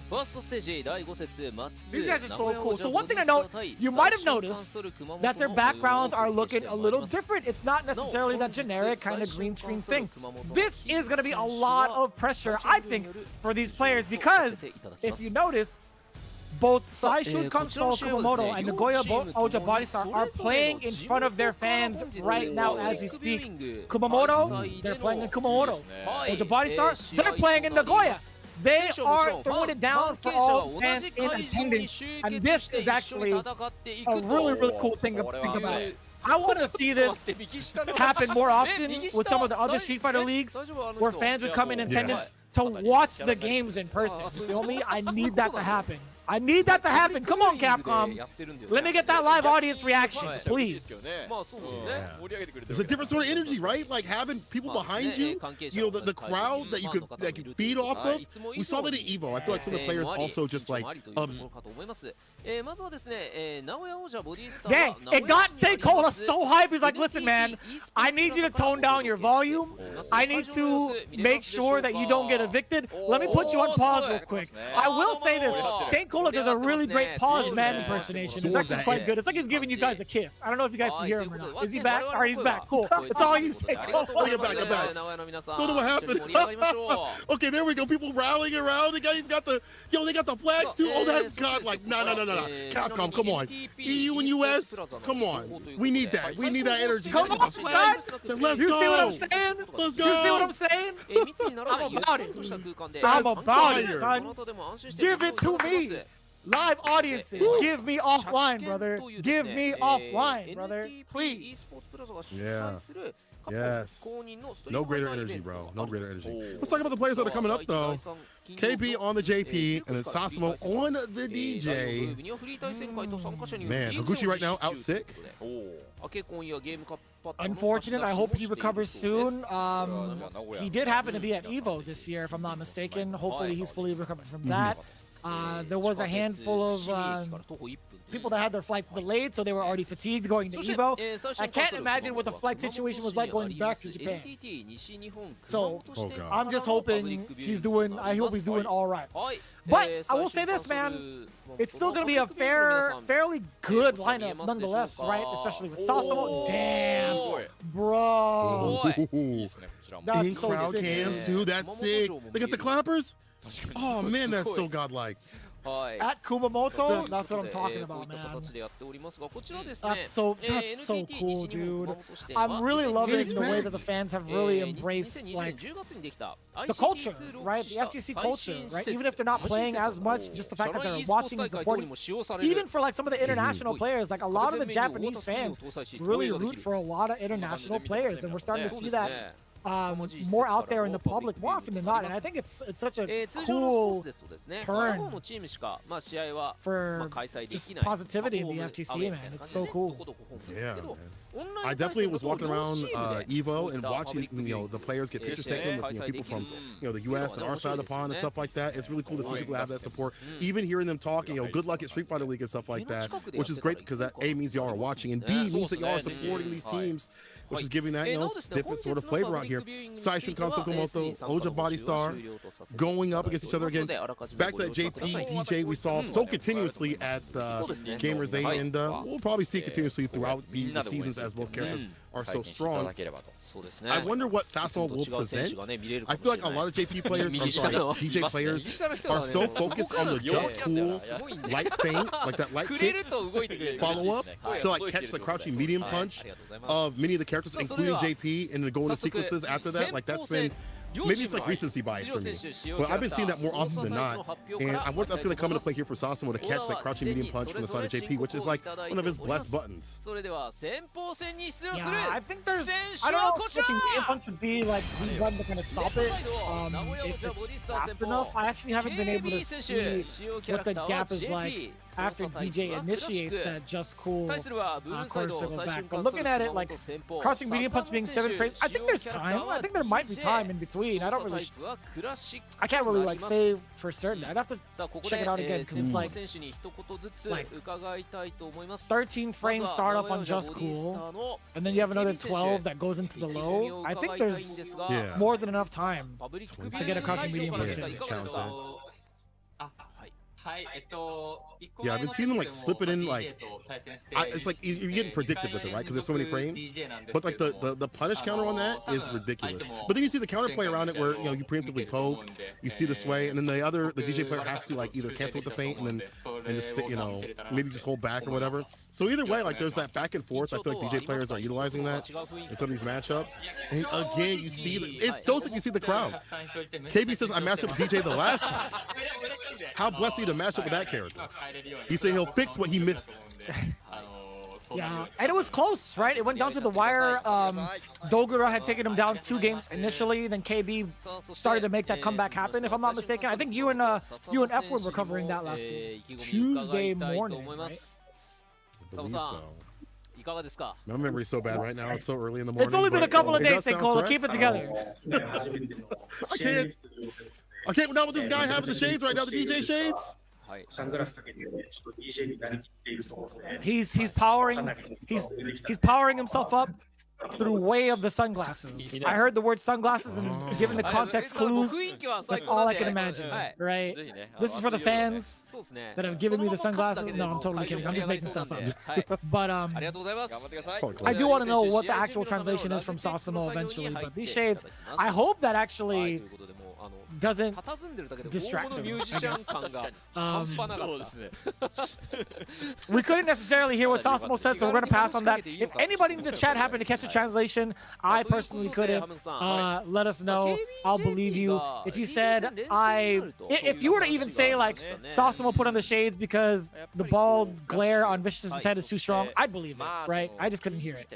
But DJ versus JP, let's talk about this a little bit, right? I think overall, one of the biggest things that DJ can do is get past the bullet hell preemptively with that drive rush, right? A lot of good buttons for that too. Besides just light punch that we see continuously, stand fierce, lurching forward even more is something that JP has to be worried about. And it's fantastic to get in and start that oppression, right? And I feel like that's going to be, the party starts either light punch or stand fierce, the drive rush. If you can delete those fireballs off the table, it'll help. Now, it won't kill that character as we've seen from Kakaru and how he utilizes that mid to close range, where I remember the very early days of JP was like, oh yeah, mid-range for this character, not so good. That was a mistake. That was a lie. I want people to apologize about that because his character's normals are ridiculous. So it's on KB to stop and stop the drive rush when he can and do it preemptively too as well. We'll see how that operates and see how the party is started in terms of who gets that momentum. I'm kind of curious, man. What does, I almost said Banmabon, what does KB have after watching his losses against Dogura? What does he have to kind of counter the DJ now? There's a different DJ in that with Sasumo too. I kind of forget what Sasumo's playstyle is with DJ. Obviously, he has the combos on deck, but I kind of want to know if he's going to take the aggressive approach, spend that drive rush early, as most DJs have been, or will he play it with the fireball approach to kind of check JP and whatever bullet hell that comes his way, right? Because I know some JPs like to throw out the feints initially to kind of test their opponents. I wonder if Sasamo was going to do the same with at least like maybe like a medium air slasher and kind of work his way in slowly, then build up to the offense with drive rush. I also wonder if he's gonna get aerial too as well. You know, crouch fierce works out well against the dive kick, but if you can get that nice awkward range, which is hard to do, it'll be difficult for JP to stop this. Cross-ups are not his friend, so I'm curious to see if he'll get aerial with it, and when that'll happen. Of course, the variance of this game in terms of playstyles is very easily stopped out because, you know, it's either what their bar usage is, you know, what they're doing, you know, when they've got the bar bars in general, what they're doing with the normals too as well. We'll see what happens. KB, has he learned the matchup, and has he learned the Sasamo matchup too as well? I'm so excited for this info. Like, here we go. Game 1 between Saishunkan Soul Kumamoto and Nagoya Ojo Body Star. The drive rush is there. We saw the God button counter medium punch trading against the drive rush, but again, look at that. The big OD amnesia blow up the punish counter at least. Medium kick catching on the way down. Also the baby from max distance not getting punished. Man, that neutral jump roundhouse doing wonders for KB right now. Yeah, fantastic button, like a dive kick. Goes to level 1. Like that Pierce with the back rise saves him a little bit of trouble. Look at that. The awkward range on the drive rush crouch Pierce did not work out. It finds a finesse and bless off that throw tag. Greatest support, meaty fireball to make it fall.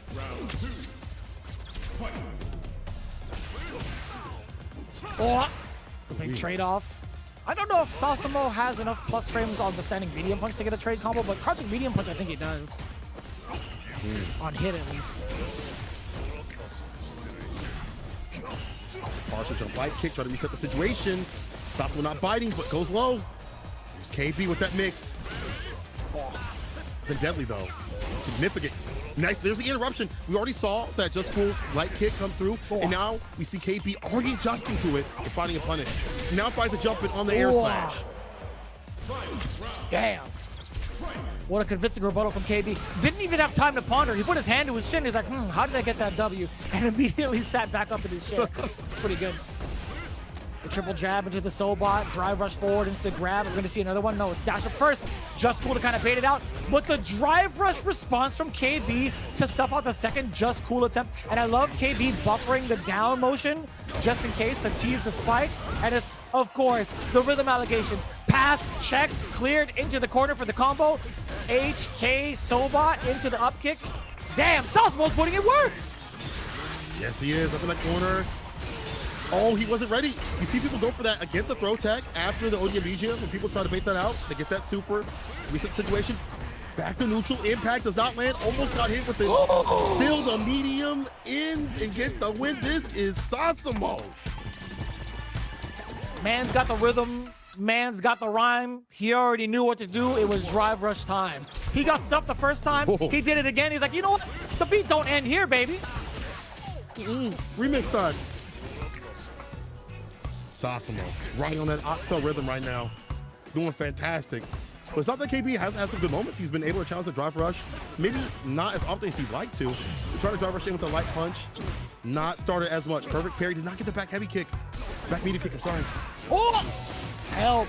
The big punish counter, KB gets the setup shot, gets the spike, set up the departure, right above DJ. But no! Sasamo just cooling. He's moving right in there.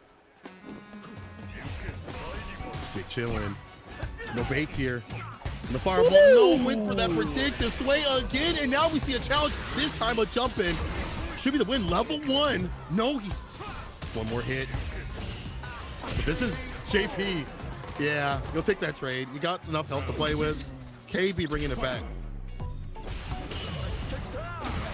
The perfect parry from there, yes sir. The double crouching heavy punch linked into the heavy kick, up kicks. Damn, that reached! He knew! He measured the distance on the bumper of the car. That's crazy. Straight up to that, counter hit. Like 5 centimeters right here? Backs up. Oh, precision, plus frames everywhere. It's straight mathematics, perfect parry. Oh, I didn't pass that class. I'll tell you that. Oh, side switch? No meter, perhaps? No, he's got to spin the bar, right? Yeah, the drive. Yeah. Oh, not quite dead yet. He's in burnout too. There's no way he loses this, right? There's no way he loses this this tremendous life lead. Oh! Nah. No. It can't be. It can't be, right? I mean, if the level 2 can come through and create some mix with it. No way! Dude, is he gonna be? He could drive rush forward and possibly drive impact unless Sasamo wakes up with a super, right? Right? Well, that teleports in. The back door, Sasamo! You're kidding me. Sasamo with the back throw to save his life. Are you kidding me? My God. What a lord. Sasamo with the defense, a great offense too as well. Damn. Oh no, KB's not done yet. Meaty stand, heavy kick. Gets the target combo. Yeah, frame kill. Nothing in terms of a fault. That light punch. And here's Sasamo. Oh, he tried to walk up the drive rush.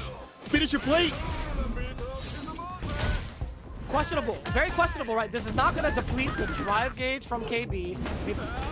If you're really looking at it, the damage is there, but Sasamo looking to build his drive gauge back. Are we going to slurms it? We're slurming. Oh, no. The interruption. KB, the right button at the right time. Send out the Goon Squad. Just like in Space Jam, they're stealing his talent away from him. That's KB with 2 games over Sasamo. Wait, I'm lying. I'm sorry. That's not 2 games. My bad. It's 1-1. My bad. Oh, yeah. It's 1-1. Don't worry about it. That was the other me talking. That was in-game commentary. That wasn't the real me. I promise. Ah. Okay. There we go. All right, game to game right now. Let's see what happens. KB's been really good about challenging and stuffing the drive rush. Now finds the stand fierce. Back to square one. The teleport. The jump. No call on no throw though. Gotta give credit to Sasamo's defense.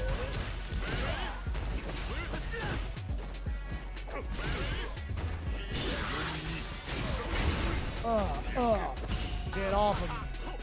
Psycho Phantom as well. It's not going to deter Sasamo from moving on in there. Again, JP, he might be wearing what looks like red. I know it's orange, but DJ, he's running those traffic lights all day, baby. Up until this point, Officer JP, Sheriff, excuse me, man, he just ran through the traffic light as well. In his cruiser, he departed past it. He's like, you know what? I don't have to go through security clearance. I am security, fool. Police, help! Police, help! Like Sasamo might need some help. This is set point right here for the side of KP. Oh no, another tech. He's been so tech heavy up in the mid screen. Oh, the drop! Oh no! Not enough oxtail. Not enough oxtail. We have the sauce. Pretty dry. Brother, oxtail is mad good, by the way. It's very good. Oh, the OD amnesia! You forgot what oxtail tastes like? Let me give you a helping of that real quick. Nice and meaty. Final game between the two. Nice. Okay, I like to switch up here from Sasamo. Let him come to me to get the victory, right? Like, you don't have to overextend too often because the drive rushes have been clipped. Crouch, fierce, punish counter. Just wants to get that knockdown. Wakes up with the button instead of attack. We got the Goon Squad. Space Jam in effect. We also have the departure. And I love that. Yeah, so KB actually mistimed the departure to get the juggle into the drive impact into the corner, or at least just get extra damage.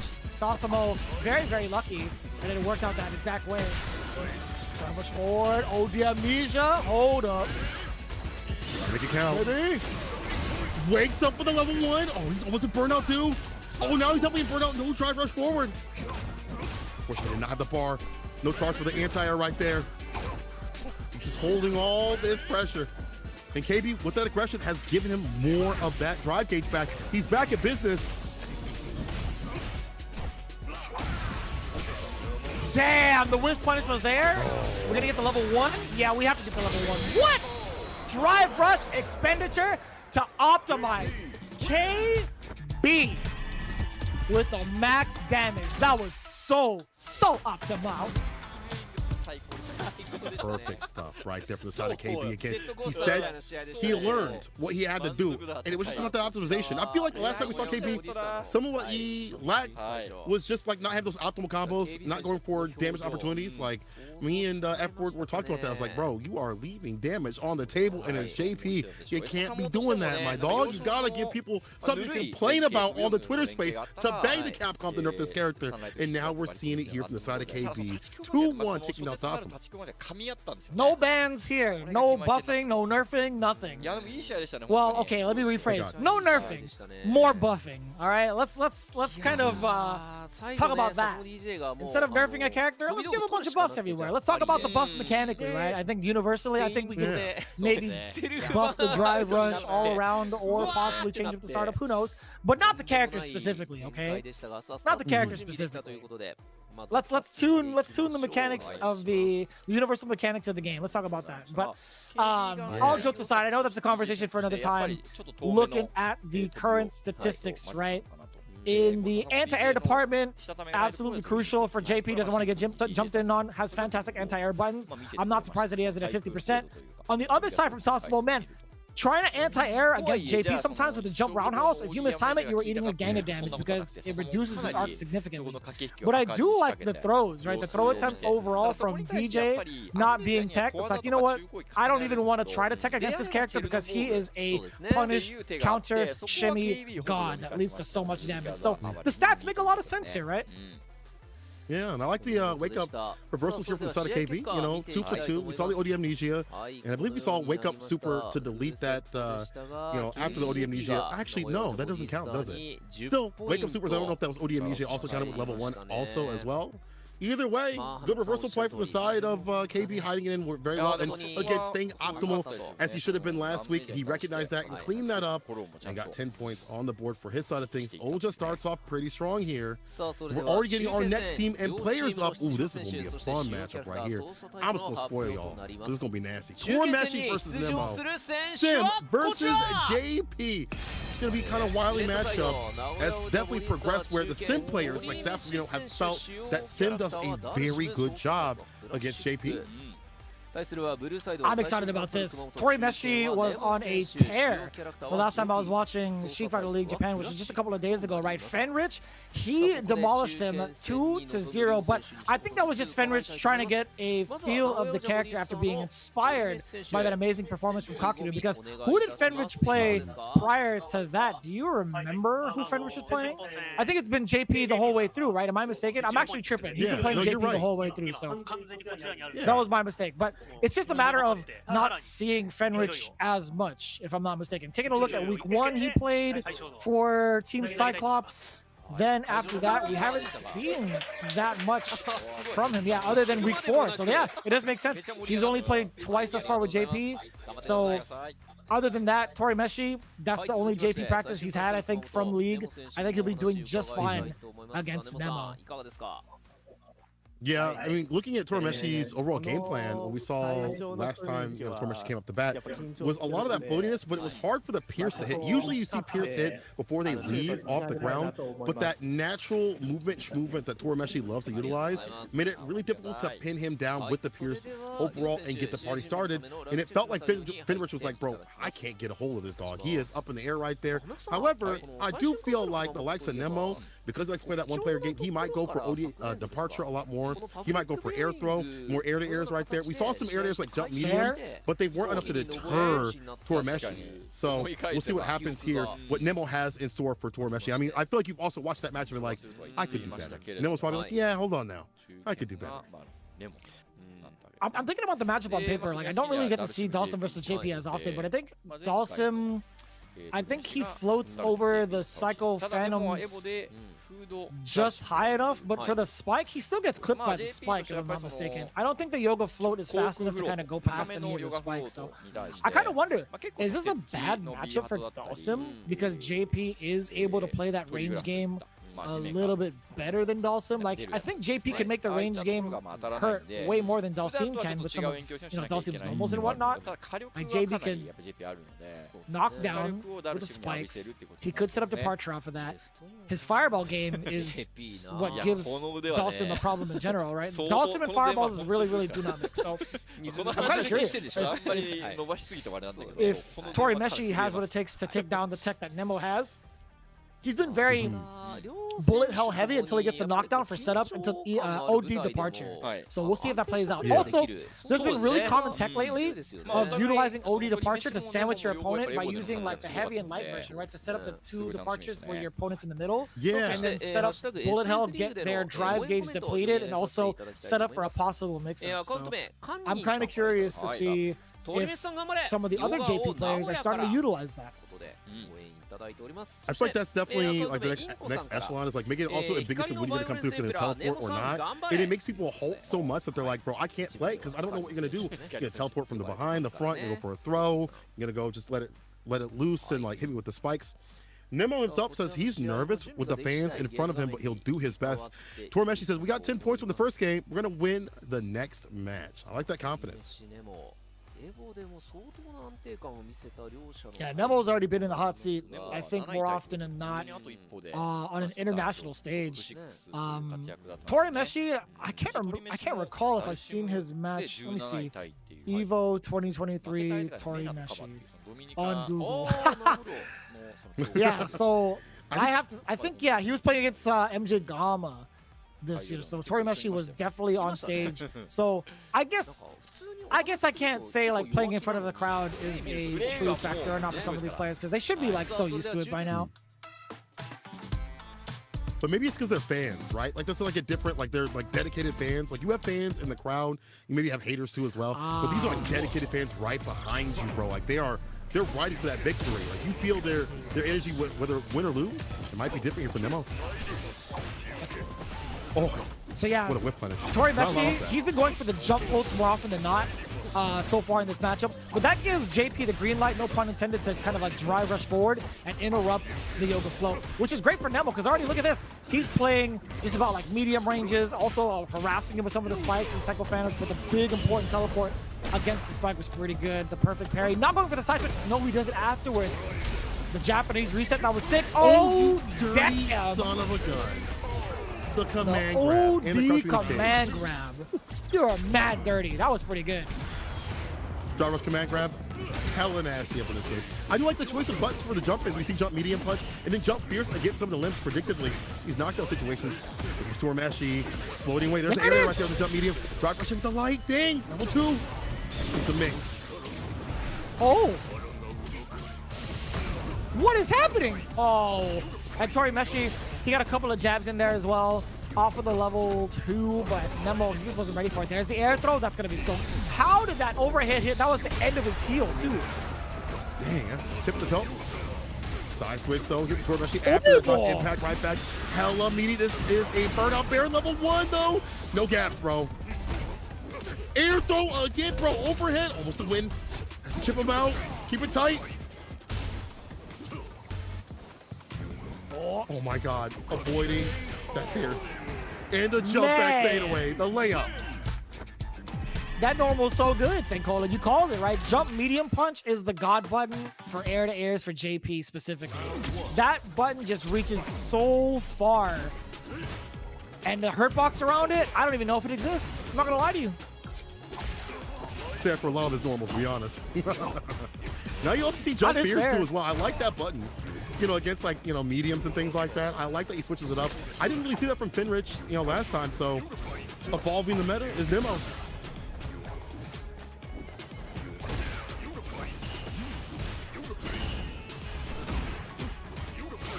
I love, yeah, again, the drills are so hard to contest against.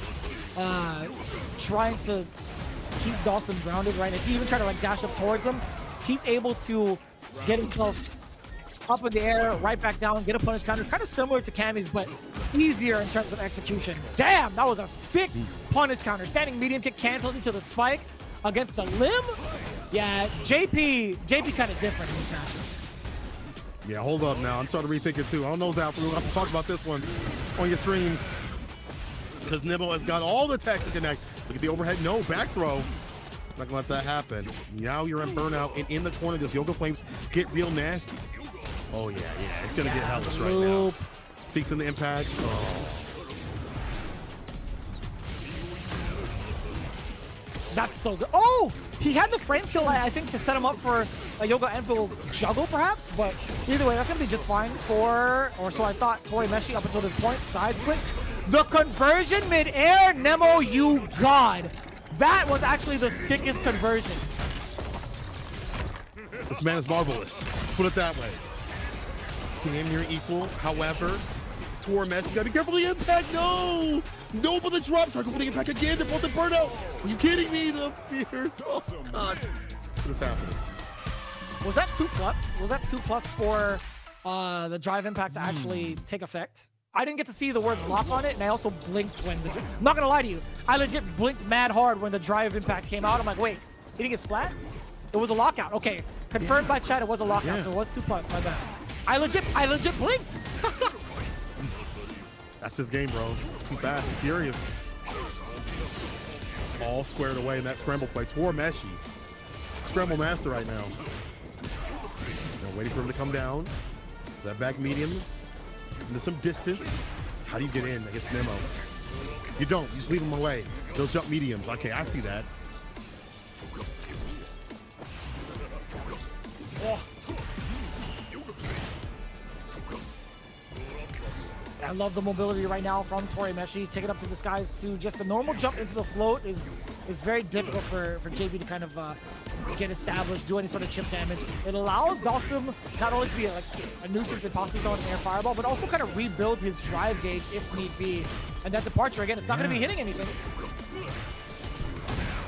But you know, as JP, you just need one hit, but that's it. You tech, you're going to get hit right here. Torimeshi calling it out fantastically, and blowing up the defense of Nemo. Offense, fantastic here. It's not a Nemo, but defense, get caught lacking.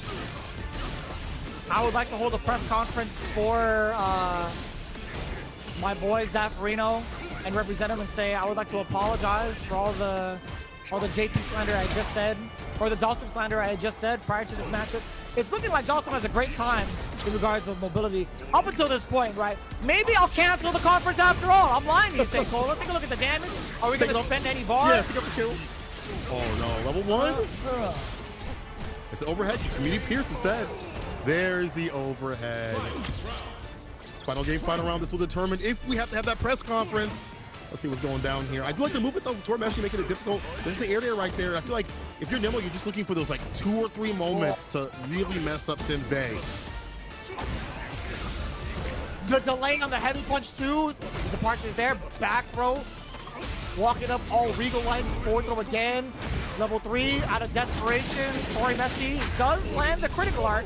Gonna be a lot of damage, but he needs like a 2-touch sequence, I think. No, like 2.5 touch sequence, perhaps. No, you're Dawson. What am I saying? Make it a solid 3. Yeah. Put another one extra on there.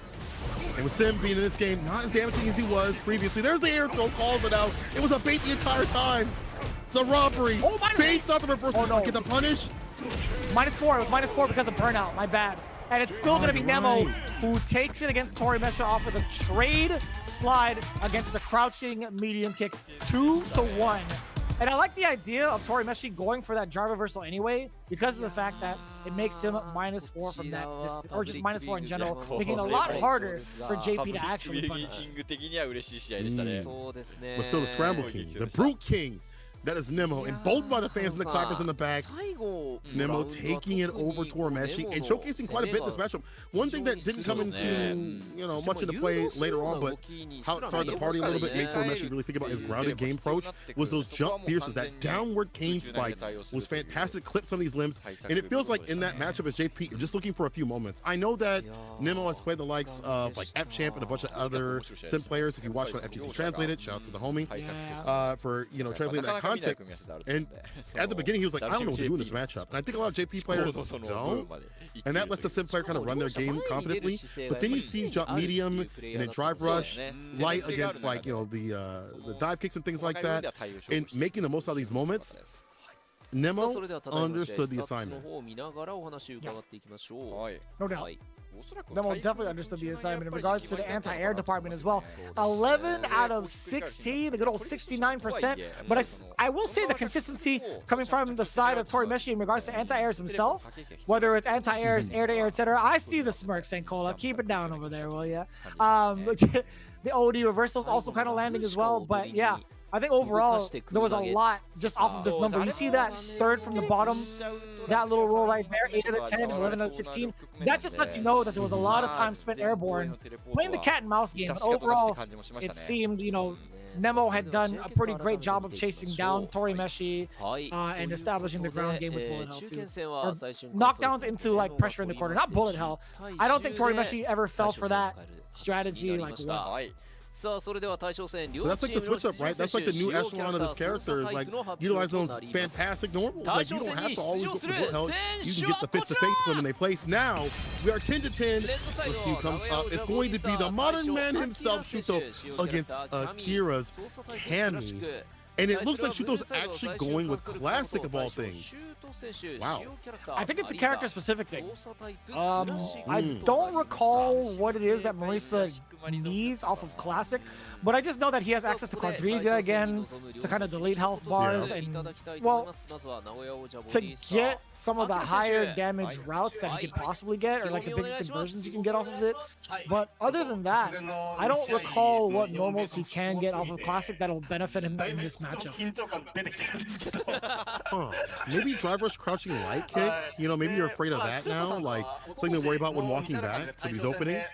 I remember talking to Shuto, and you know, Big Press also asked him too as well. He's originally was only looking to use Sim, classic against Sim, other Marisas, and that was really it. Like the rest was modern, but maybe he's found something recently, maybe at Evo or just wants to test something out or what have you. You know, again, this is more like a group pick, right? So maybe again, it's player specific also. So there's different reasons to choose modern and classic, which, you know, Shuto has gathered. Akira says the 4 players in the last 2 games are too great and he is nervous, but my man rides on that energy. He is wearing his heart on his sleeve, win or lose. I love to see it.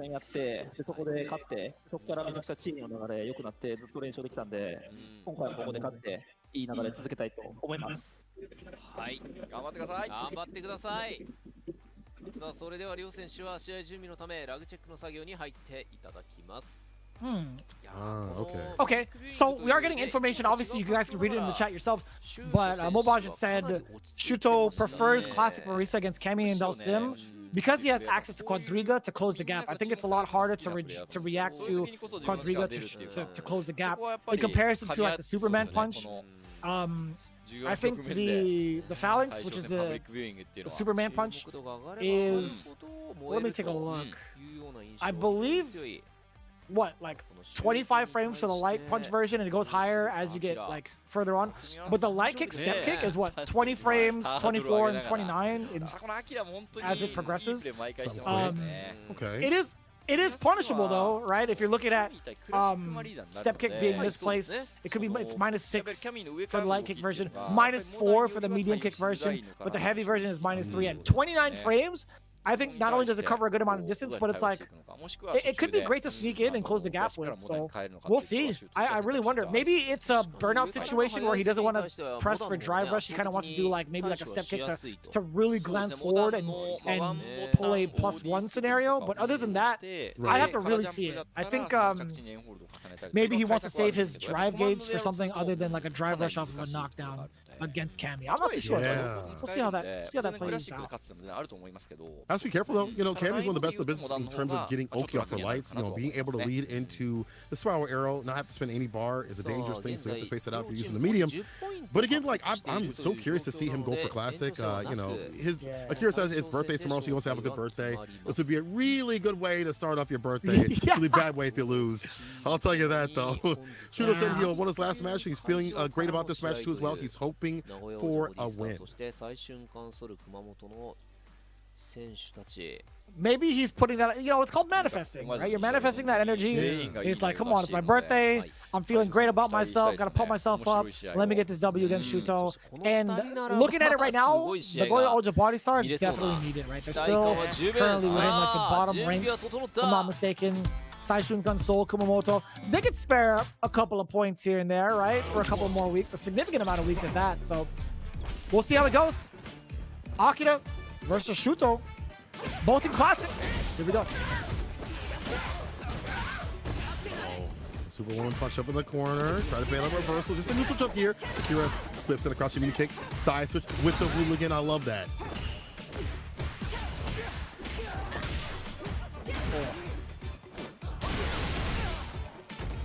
And I love the yeah, OD outside the uppercut corner. to chase down.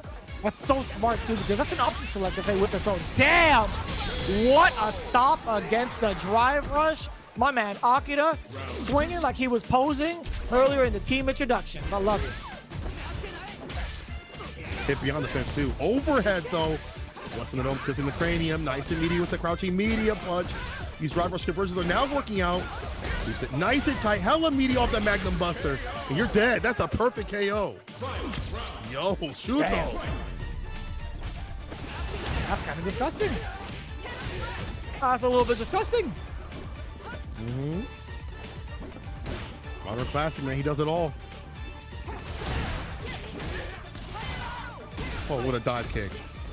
TK off the ground, barely. But here we go, getting the knockdown. Big gas right here, safe to set up. I see. Oh, the whiff punishing. Level 3. Not going to go into burnout, but this is great because level 3, it pushes the opponent to the corner. If he drive rushes, he's not plus, I don't think. Yeah, he's beating it out. And the reaction, drive impact from Akira as well. Oh, no. Is that going to hit? No. That was actually so smart. So smart from Shuto. So in that instance of level 3, if you drive rush forward, you're still going to be negative. So I like him drive rushing forward and doing crouch jab to bait out a reaction from Akira. If you just dash up, I think you could be punished by like a -4. I'd have to double check again, but yeah, the interactions you can get off of level 3s from Marisa isn't like a real turn for her. It's gonna be your turn regardless. Right. Understood. In fold. Dino Silver with the command grab. Drive rush with the stand fierce. Gotta do that to get some Oki on that situation right there. But no big punish on the uppercut. So the drive reverse and now it's put up in burnout against Marisa is not what you want. Look at all this damage. Has to wake up with violence. Oh. Oh. Hey, nice and easy. Akira definitely has the reactions, checking the anti-air with the uppercut. Oh, no anti-air from Shuto. And it's hard to, I get it. With the dive kick from that angle, could be pretty problematic. Oh no, he missed the Demokairos. Oh, he's just swinging for the fences now. Darcy with the command grab this time. Fold. Switching things up. Yeah. Pretzel maker. Seconds on that dirt. Oh no, this is looking bad for and kill. Impact deletes the ODDP. Oh, you're so smart, Shuto. Covering everything. Oh damn, my god! Just like that. Oh. The quad into the level 3. We're gonna drive rush forward. Never skip leg day. Damn, just within range for the counter hit. Oh, you're -8. No, you're -6 feet under, baby. That's what that is. Ooh. Subterranean right now. Shuto. Proving that he can do both, bro. I feel like a lot of people just forget that he does practice classic quite a bit. And that quad kick, round start, getting a big lead, that's got to be frustrating in the first place. And then also the fact you see that corner pressure, right? After those level 3s, as you pointed out, going with drop rush light, then he did stand fierce instead of just doing the wait and bait right there. Switching up that corner position, even though he doesn't have that Oki, he's so smart about making the most out of these corner, opportunities that he gets. And Marisa dumps out the damage, the access that he gets in there. That's what makes him such a big threat. You can play Marisa and dump out damage, but for him to be able to steamroll like this takes a lot of meter management, an understanding of corner pressure, how he dealt with the ODDP too as well. Chef's kiss. Yeah, I did like that frame kill he had earlier with crouching jab into drive impact to bait out the uppercut. I thought Akira would be like smooth sailing onto the other side, but that's not how that interaction works clearly. So that was really, really smart from the side of Shuto, calling out all the actions that Akira wants to do on defense. Really, really smart thus far. But also just the interactions on level 3, it's so intimidating because it brings you to the corner. Even if you are on the opposite end, if Marisa's back was towards the wall and she landed at level 3, she brings the character or the opponent all the way to the other side of the corner. That's pretty sick. It just doesn't matter, bro. You're going for a ride. One-way ticket. Shuto on game point. Oh, what was that bigger exchange? punishes right here on the uppercuts. Yeah, Shuto tried to go for a trade combo. Demokairos, a little bit of an execution carry. That's gonna or air. That's gonna be all Akira with the bait. OD jump dive. There's the air there right there. ODDP immediately gets the side switch. So great about that DP is you get that side switch as we've seen previously. Here's a knockdown, drive rush in for the plus frames. Gets clipped with a counter hit, back down to the ground you go. Oh my god. ODDP busts out again, but Kira has no bar. And to work against this character, you gotta have a little bit of gauge. You not want to be in the gray. Oh.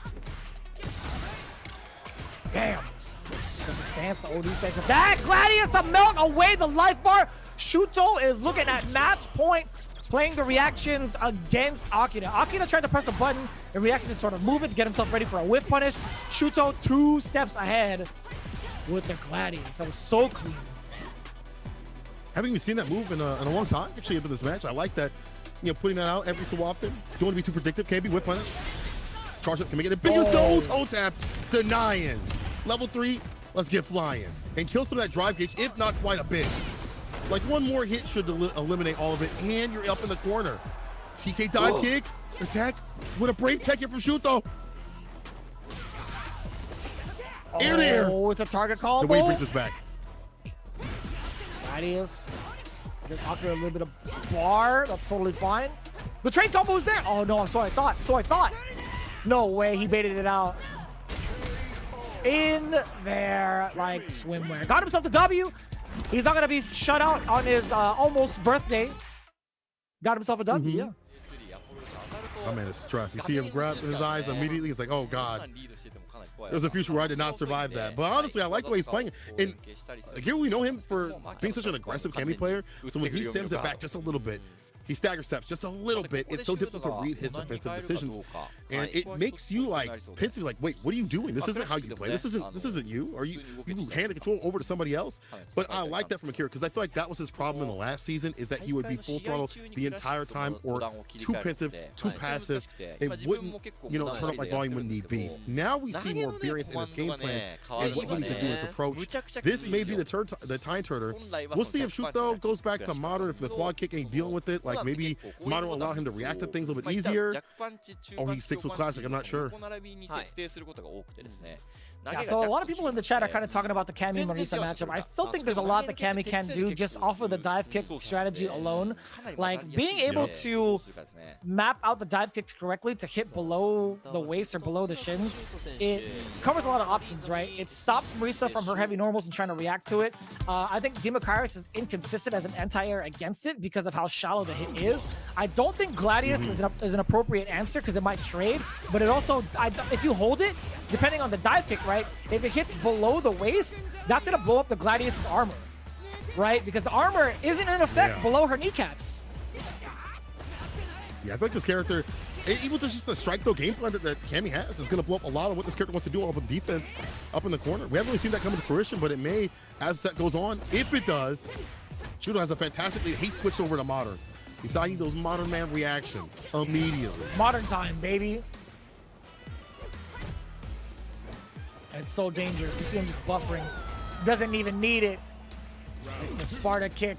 The toned down version, standing medium kick. Or I guess I should just say standing medium, right? Yeah. It's modern, baby.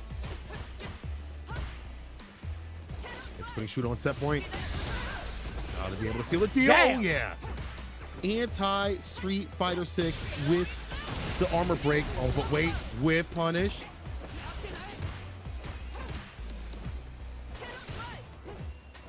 There it is. Yeah, that's very sharp angle dive kick too. Exactly that, Sinkola, yeah.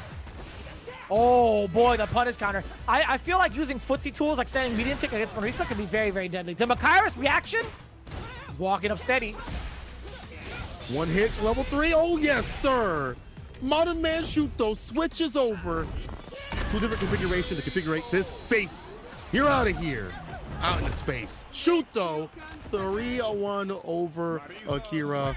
And it's looking like the birthday party may be canceled.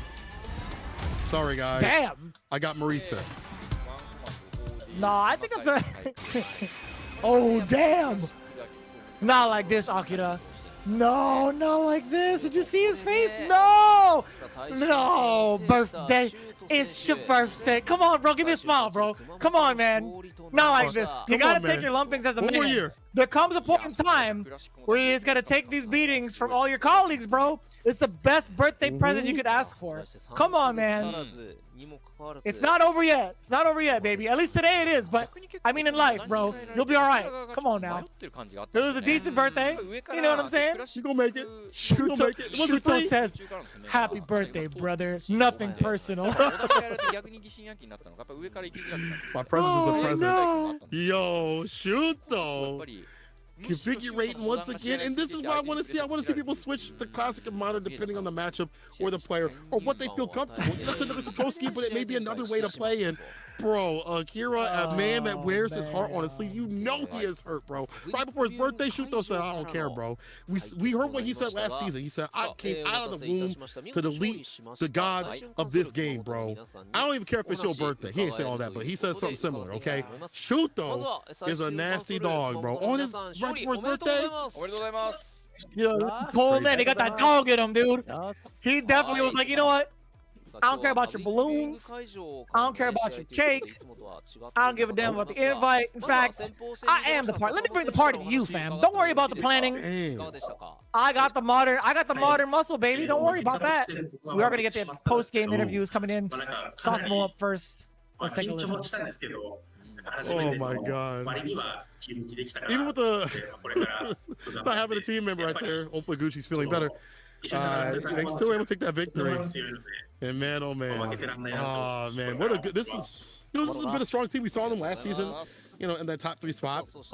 The players have been fantastic, standout players up at CPT by themselves.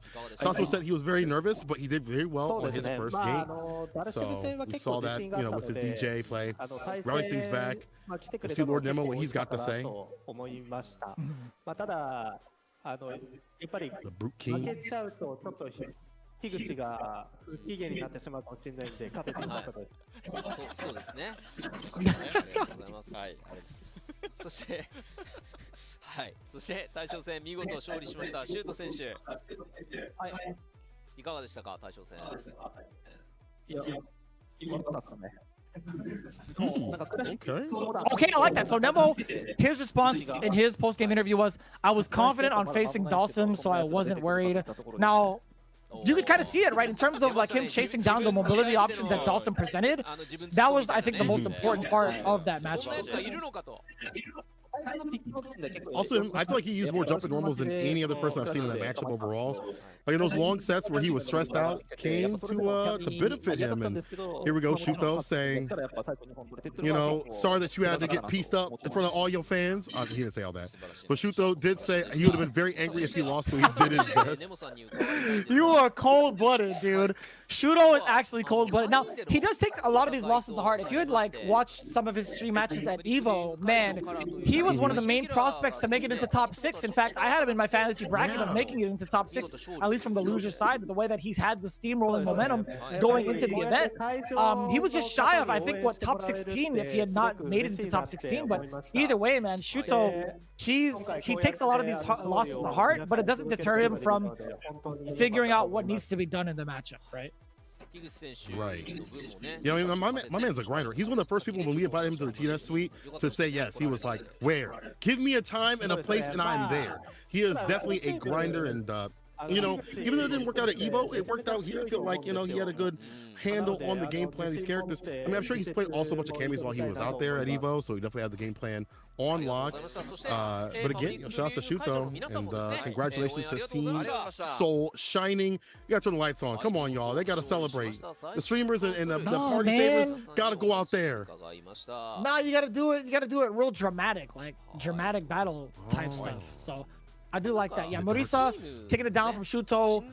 Classic and modern over Akira's cameo. Very, very interesting. Very, very good play. Very good play. I'm curious to see the stats here, especially with the anti-air stats on the side of Shuto, because that was a big problem, but he found ways to at least survive. Right? It wasn't enough to you're not gonna get anti-airs against Cammy, especially not as the side of Morisa. You have more predictive anti-airs with Crouch Fears, Sledgehammer, things like that. It's not gonna work out as well as if you're playing Ken or whatever. But he found air-to-airs, and he made those moments happen more often than not, compared to you know, maybe other Marisa players. So 6 out of 14, actually, that's not bad. That's actually really good against Cammy. That's where you can hope for against a character that is jumping continuously and someone as aggressive as Akira.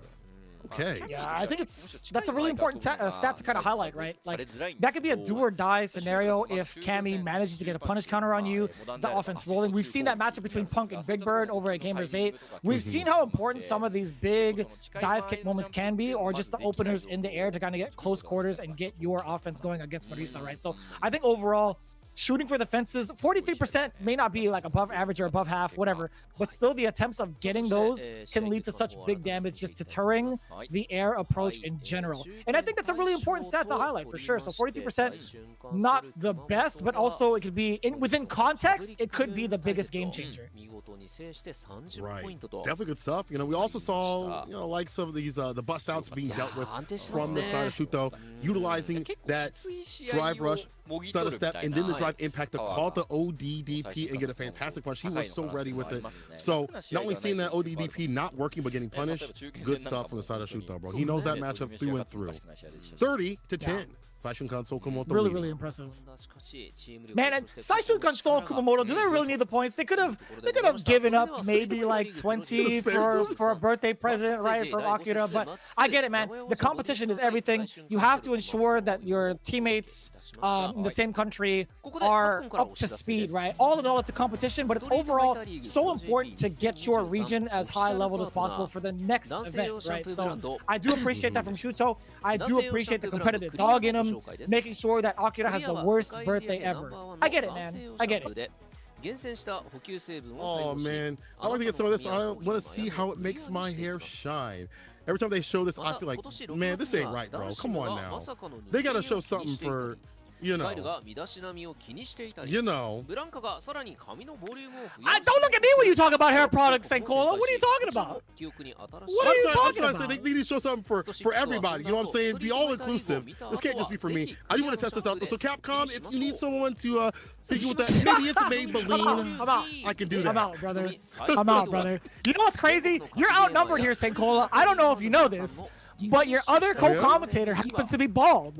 You know what I'm saying? Like, Fenlu was up here too. What is he gonna do with it? Damn. Come on, son. Oh yeah, you're right. What do you? Now I will say. Now I will actually concur with Sensei Blaze when he says, "What is the commentator? Just one. What is the commentator talking about in regards to hair products, bro? Come on, son." All right, you got me. You got me. We'll see if Jake comes back got up. me. But we see more Street Fighter. I got it straight. I got it straight, bro. I was smoked. I was smoked. Oh man, Phoebe got smoked too. So it is what it is. Everybody gets smoked out here. Hey, we've been watching a lot of great Street Fighter action. I know that World Warriors coming up. I'm not sure of the exact date for Japan, but I know all the Warriors are starting to happen. Like, I think East is happening today, I believe, and Punk is trying to fly in. Tokyo Game Show is also happening too as well. Have Street Fighter out there. It's not a CPT event, but I'm excited to see if they're going to have like a tournament or otherwise. It'd be great to see if they have also a little bit of a reveal. It'd be great, a little trailer. Is that not an event at Tokyo Game Show? Isn't there like is there a Japanese qualifier happening there? I'd have to double check, but I will. We'll probably talk about that after the break.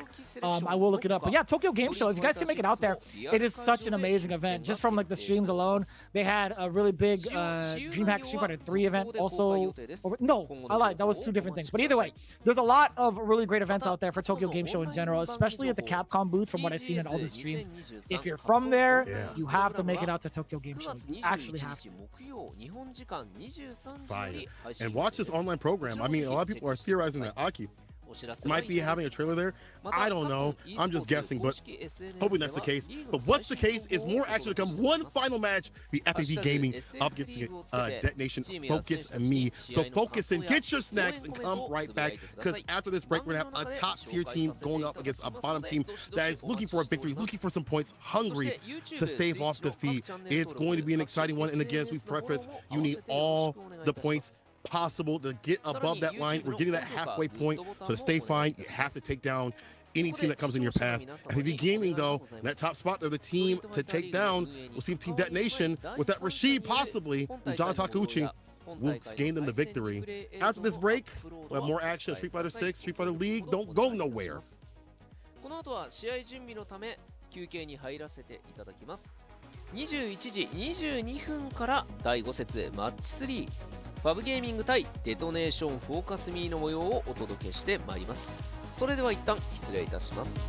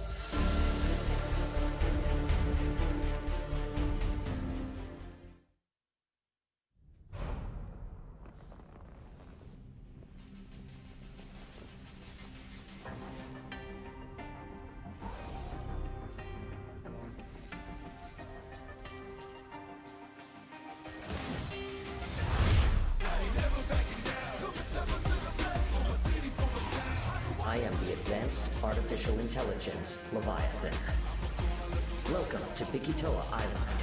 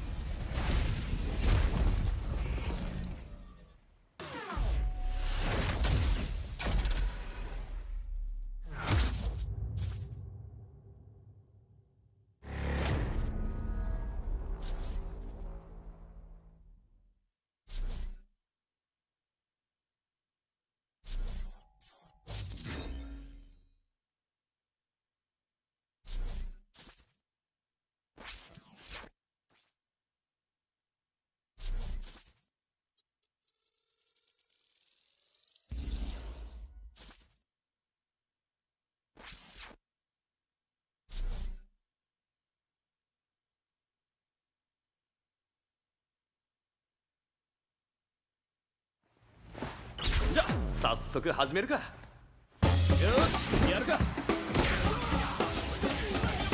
いい戦いになりそうだ。実戦的なのがいいんだよな。実戦ってのもいろいろだが、この街で始めるならストリートからだ。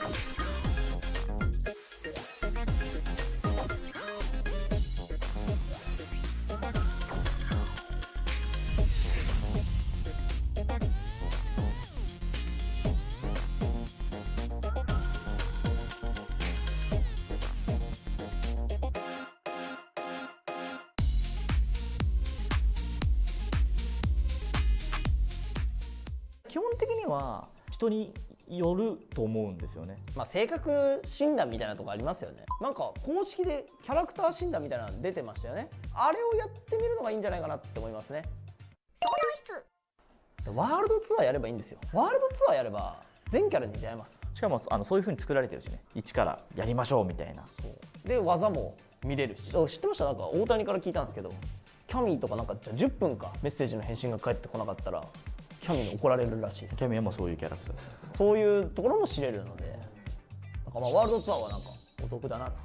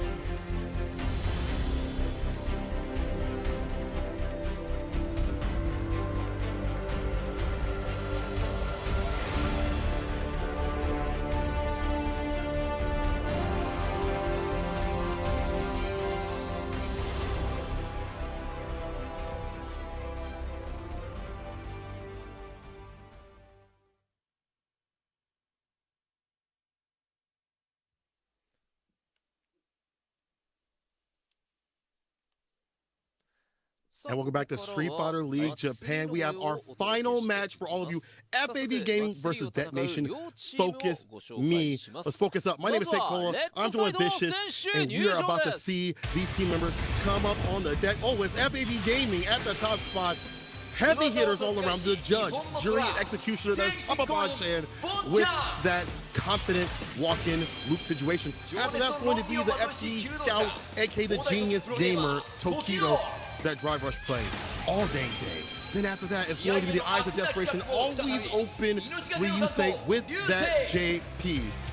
Last but not least, it is the surest and strongest spear, Sakanoko with that deadly Chun-Li. I've seen him dabble in the Rashid, but it'll probably be the Chun-Li. Yeah, that makes sense. And man, did I just hear this is like the dream team? They've been doing so well season after season after season. But one team I want to see reach that level of success is this one as well. Detonation FocusMe. Let's take a look at the current roster. It's the attack on heavy tag Fudo with a plethora of characters under his belt doing great work. And of course, the babyface Joker. It's the trickster, John Takeuchi. I hope he's using Rashid this time around, by the way. And of course, Shippuden Raikak, it is Nauman representing the Shoto with Ken. And of course, who could actually forget the meal ticket? The strong arm director, Itabashi Zangief. This team is one of my favorites overall to watch and see the progression week after week. They may not be high up there in the standings, but the potential all around is so strong with this team in regards to the player, in regards to the character selection. I think there's so much untapped potential in Detonation FocusMe, but they're going up against the heaviest hitters, right? FAV Gaming, they have been like what, the top spot, the top 3 contenders for how many seasons back-to-back at Street Fighter League Japan? And the fact that they're the top spot instead of Good 8 squad right now shows how strong strong they are, even more so as Ryusei goes up on the deck against Nauman with that Ken. You know, I think you're right in terms of Detonation being that team that has so much potential. We have Budo, who was a big earner last season. You have now John Takuchi with his main. Strong or not it may be, he believes in Rashid, because I definitely pester him. I'm like, you still believe in Rashid? Still believe in Rashid? And he does. Like, he still's like, I like this character. I'm going to take this character far. You have a team with also an Evo champion, Evo Japan champion, I should say, that is Nauman, the one that's coming up on the deck. They have the potential. They seem to grasp it. They're not doing so. In fact, they haven't gained any points thus far. Today has got to be the day. They haven't earned what?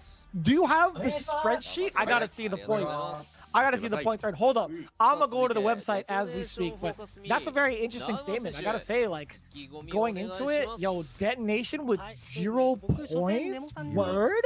Go nuts. That's wild to me. There's so much potential on this team. Granted, this is only the just about to be what, the halfway mark, if I'm not mistaken. It's like just shy of the halfway mark. We still need, like, yeah, we're in what, section 5 today. So yeah, we're just about to reach the halfway mark.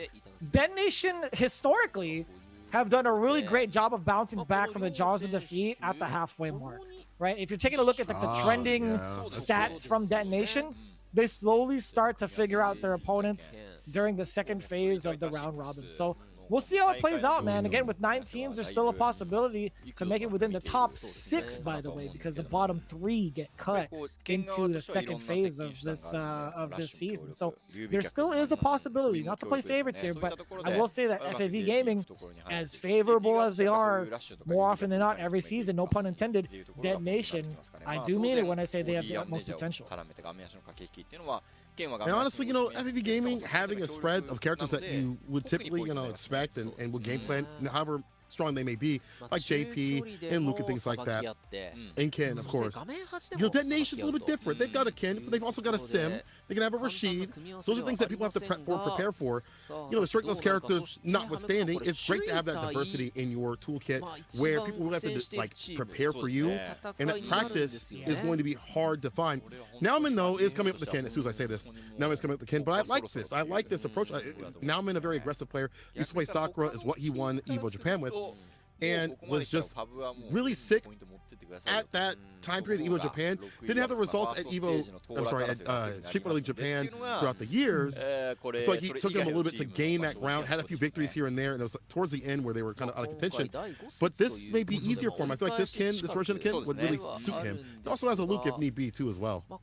Yeah, I think that's going to be the big contention point if he sticks it out with Ken throughout the entirety of the season.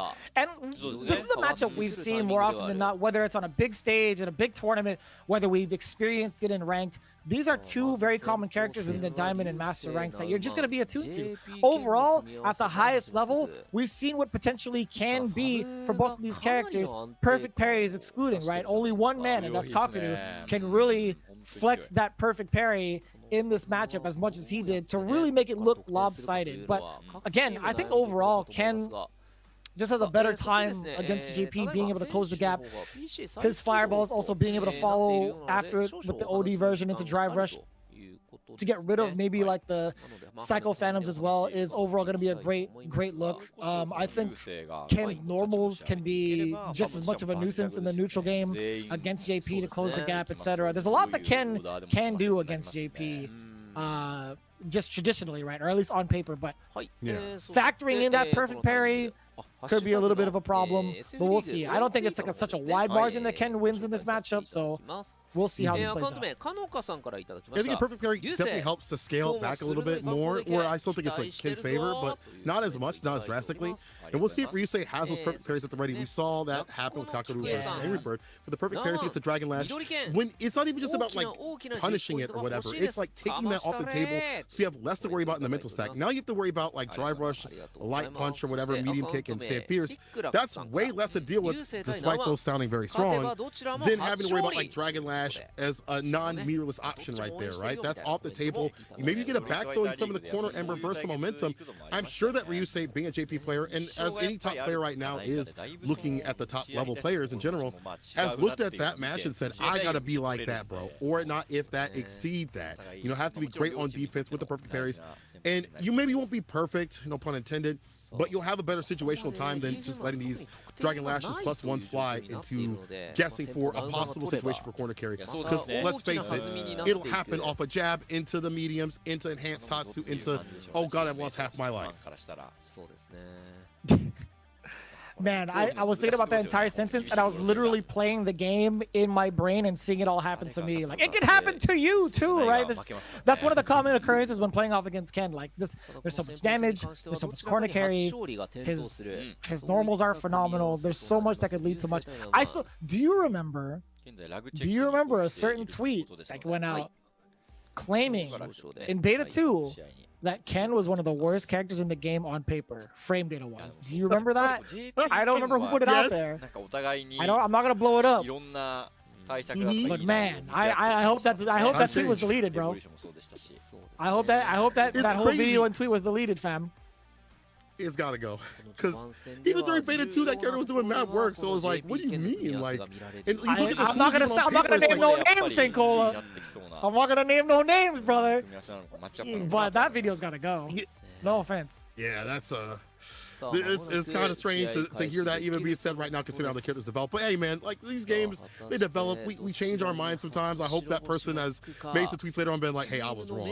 I've been wrong about a lot of stuff about this game, where I've been like, yo, this matchup is this, bro. And then someone will show me, or a player will come up and talk to me, whatever. Even players, everybody does not have a structured idea of what's going on with this game. Totality all the way. But that's the great thing about this game being early days. Let's see what they've got for us right now. If the meta has been moved from Kakaru, the game is going to start right now. Ryusei versus Nauman. Damn, drive rush immediately out the gate from both ends, actually. That's how they're feeling today. So Nauman trying to start things off immediately, but it's Ryusei countering back. We saw the attempt at the parry. OD Amnesia gets blown up to holy hell. That was actually so smart from Nauman to back up just like that. No perfect parries from the side of from the side of Ryusei. He has to hold this pressure majority of the time, but now Nauman, he's letting him get out of the corner with no. What was that? Ooh. Did he autocorrect while he had like a medium into Tatsu? I don't know if he thought he had the whip punish. I think maybe he was trying to buffer. I think he was trying to buffer, but his normal got stuffed out initially, and the Tatsu came out regardless. Oh, got you. Okay. Still going to the corner though. Enhanced Tatsu, and you get a ton of Oki up for this. Double dashes in. Immediate life. Stagger stepping.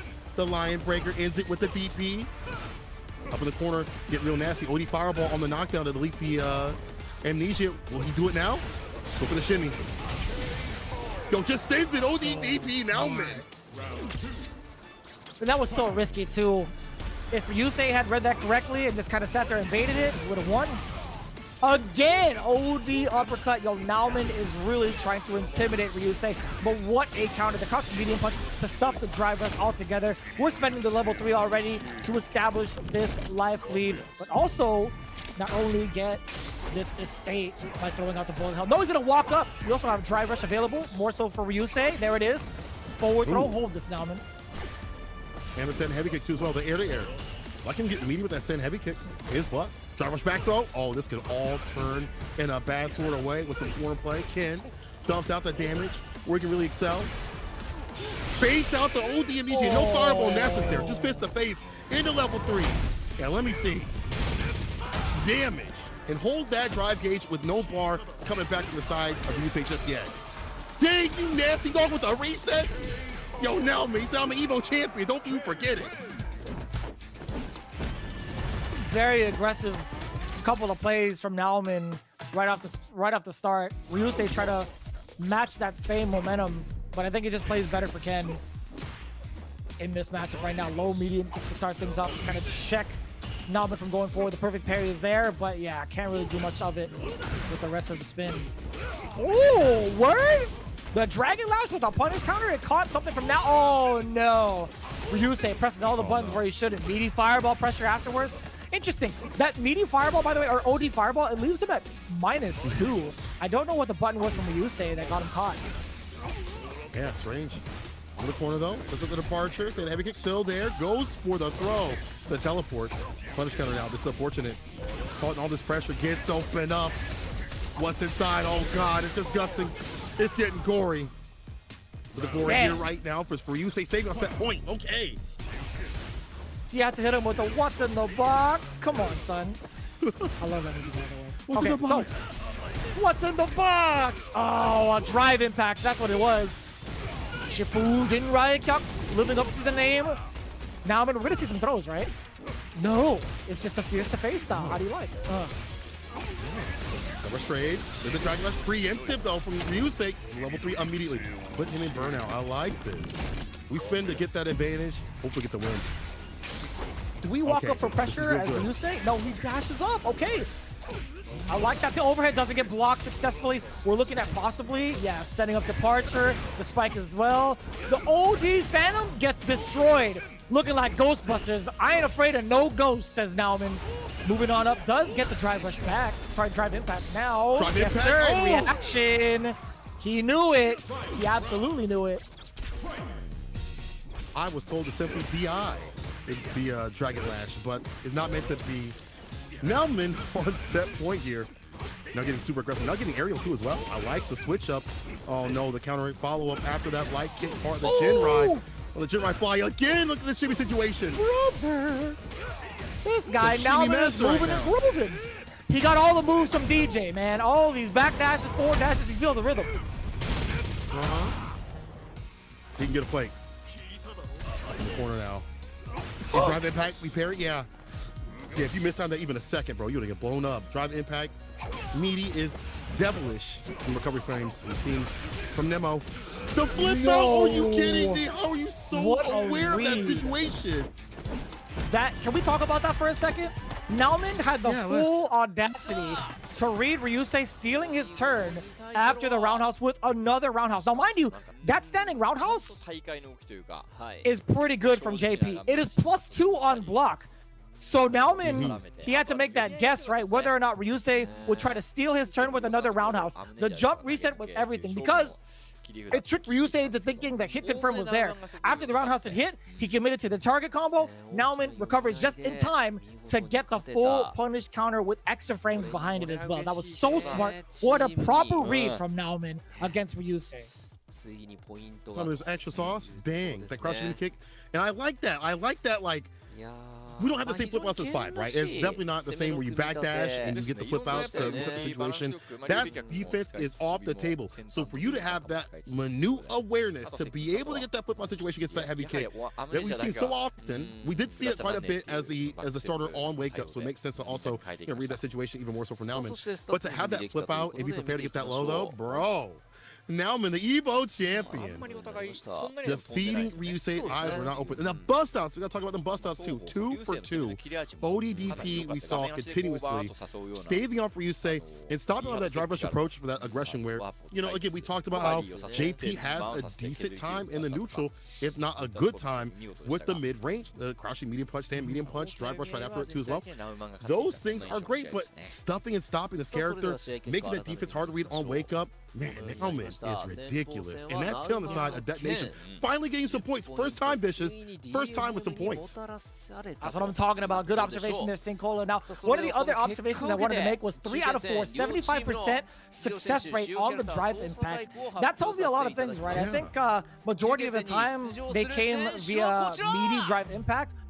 I think those were the moments where he really caught Ryusei off guard, but also in moments where he got him in a checkmate scenario while the drive gauge was down, while the character was burnout, right? So that was really great from the side of Nauman to take full advantage of that. Now moving on to the next match, it's Tokido versus John Takeuchi Unleashed. He now has Rashid. I repeat, John Takeuchi has his character back.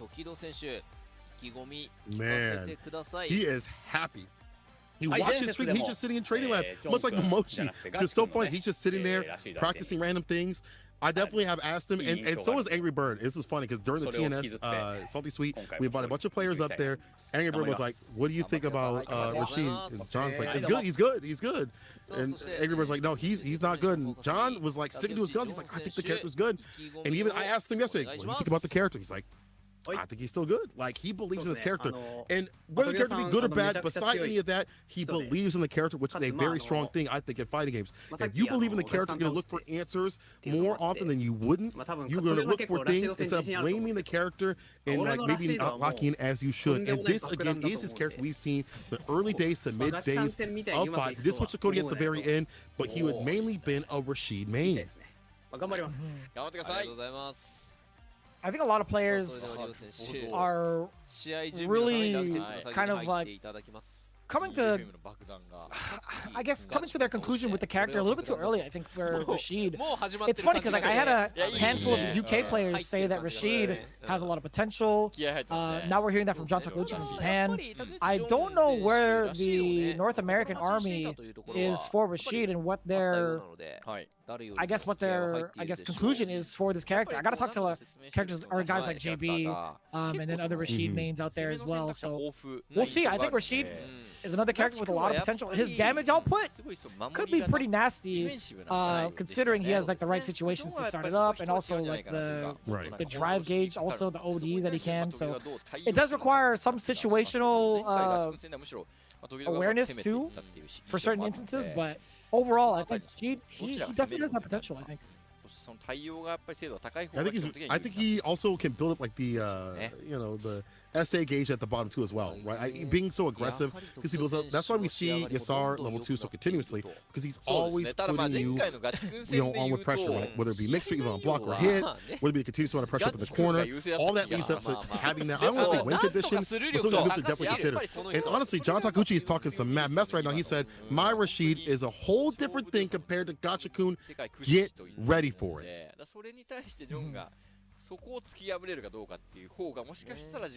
I wonder if Jamie is still in like the back burner for John Takeuchi. I wonder, because like I have seen him post on Twitter some Jamie tech every so often too. I wonder if it's like still a consideration for certain matchups, right? I wouldn't know what other matchups he would kind of like use Jamie in comparison for Rashid. I don't really know the balance like that just yet, but it would be kind of refreshing to see him like possibly use that character if Rashid doesn't work out for him. Just overall, I think Jamie is not heavily represented. I'm a Jamie fan. I may not main him, like I play with him, but I may not main him. But I'm just saying, like I'm just going with what's being said in the chat. I think Jamie's still a very interesting character. But it's gonna be Rashid on deck. Here we go. The next game coming up: Takedo versus John Takeuchi. Ken versus Rashido. Takeuchi said, "I'm back, baby. Back in business." Careful that drive rush crouching light kick can lead into the medium. We'll get that forward medium punch. Look at that plus frame. Stagger step a little bit, looking for Takedo to press something, but he's not until now. Enhanced tossing for that full corner carry. How do you get out? Oh, you put him in burnout. That's how. Okay, back to mid screen.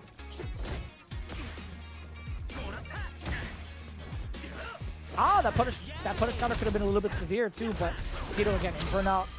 Not really ready for it just yet. Speaking of burnout, we lead into the big stun. I love the jump-in combo from John Takeuchi. Set up the Cyclone. No! He sets up no option select against the whip throw, the jump out in the corner from Takedo. Now the rush down from John. What a backdash! Nice. And using that crouching kick, blessed button from that character. That jump fierce we saw was really nasty against Rashid up in the corner. Last time that Takedo had to fight a Rashid, that was Gachikun previously. And again, that jump fierce before even heavy mixer can come through. Oh, he caught him with a low forward, step kick afterwards. Huh. For the Oki, I guess.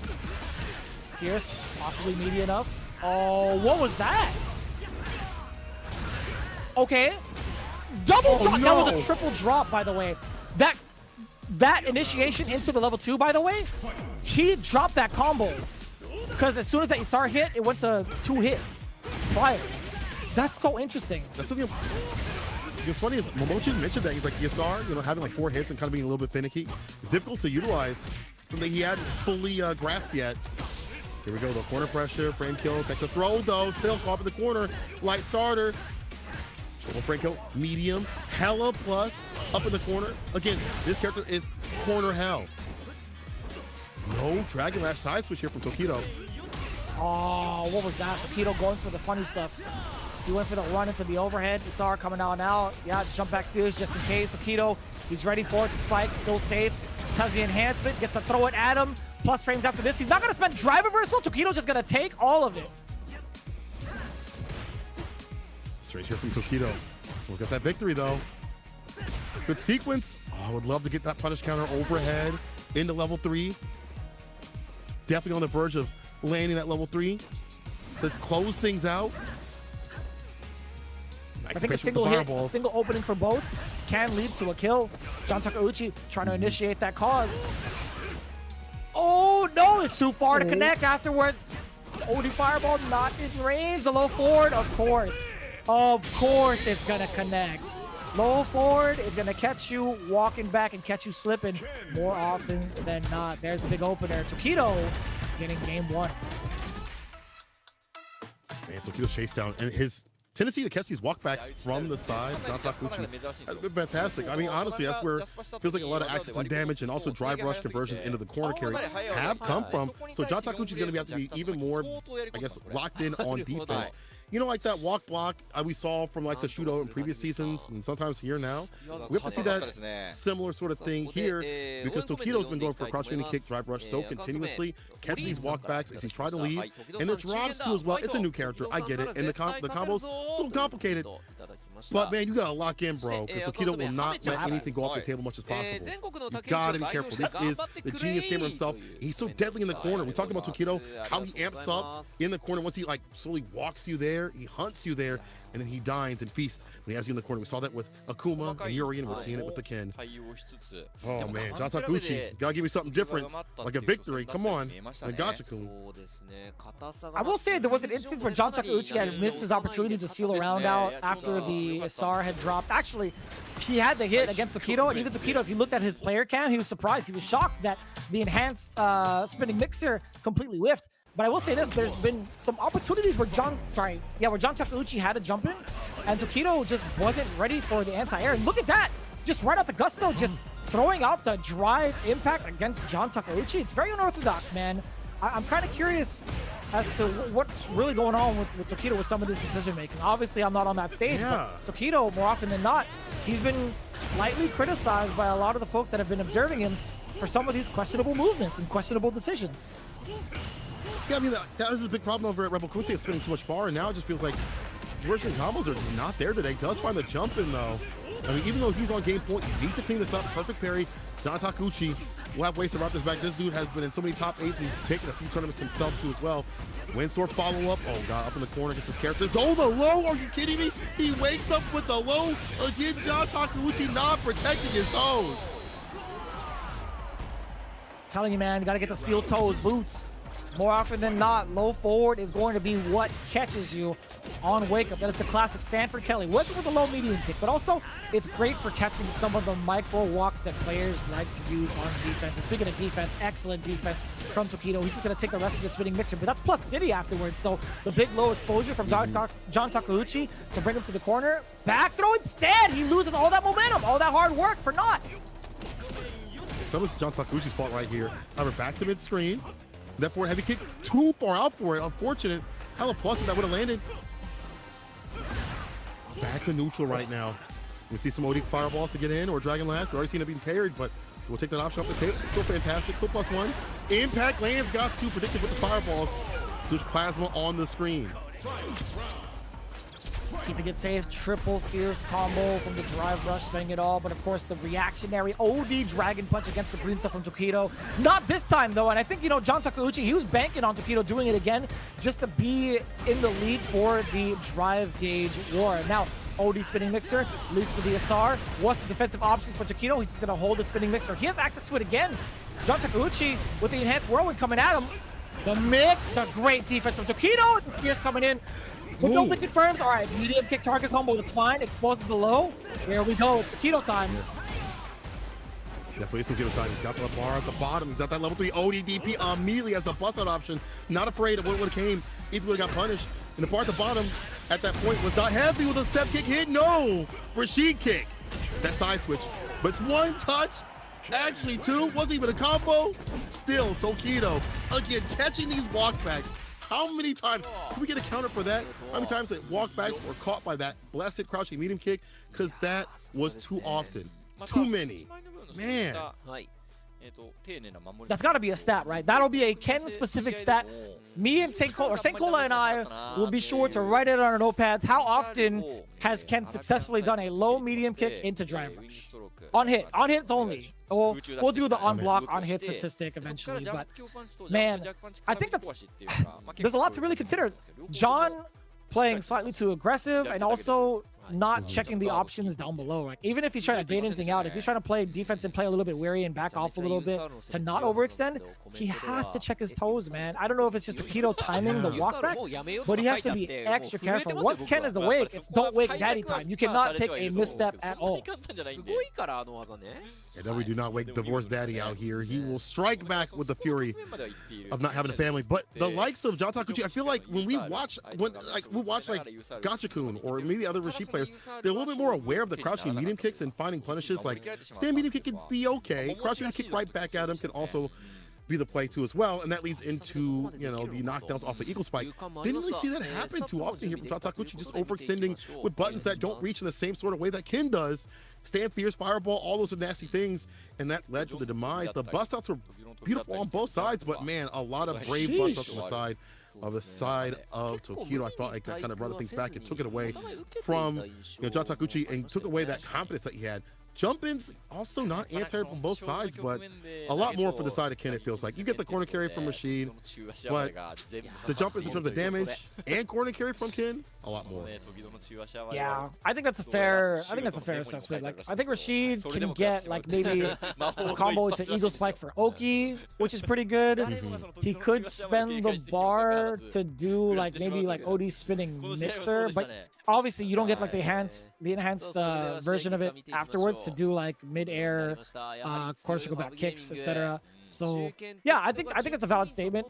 These anti-airs not being in effect against a Ken player could lead to so much demise, right? You get the corner carry, the damage, the Oki, etc. It's a bad time for sure. So I think, yeah, Ken very much so effective in getting some of these big moments off of these jump-ins in comparison. So this is gonna be it. Do or die time for Detonation FocusMe, and this was, I wanted to highlight this. So Fudo obviously does have a DJ.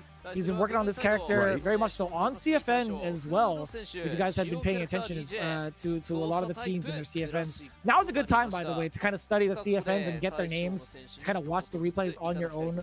But yeah, overall, Fudo with Detonation, this is not the first time we've seen the DJ. In week 2, he exercised it against Fujimura's Ken. He lost 1-2. So I would love to see Fudo on the board for this one. I think in week 3 he tried the Dalsim. So I think he's going back and forth between characters right now. I can see the Dalsim against the Luke if things go south. Because I mean, obviously, if you're Bonche, you've had a ton of practice against, you know, DJ. And so we actually heard him say Dalsim. Curious.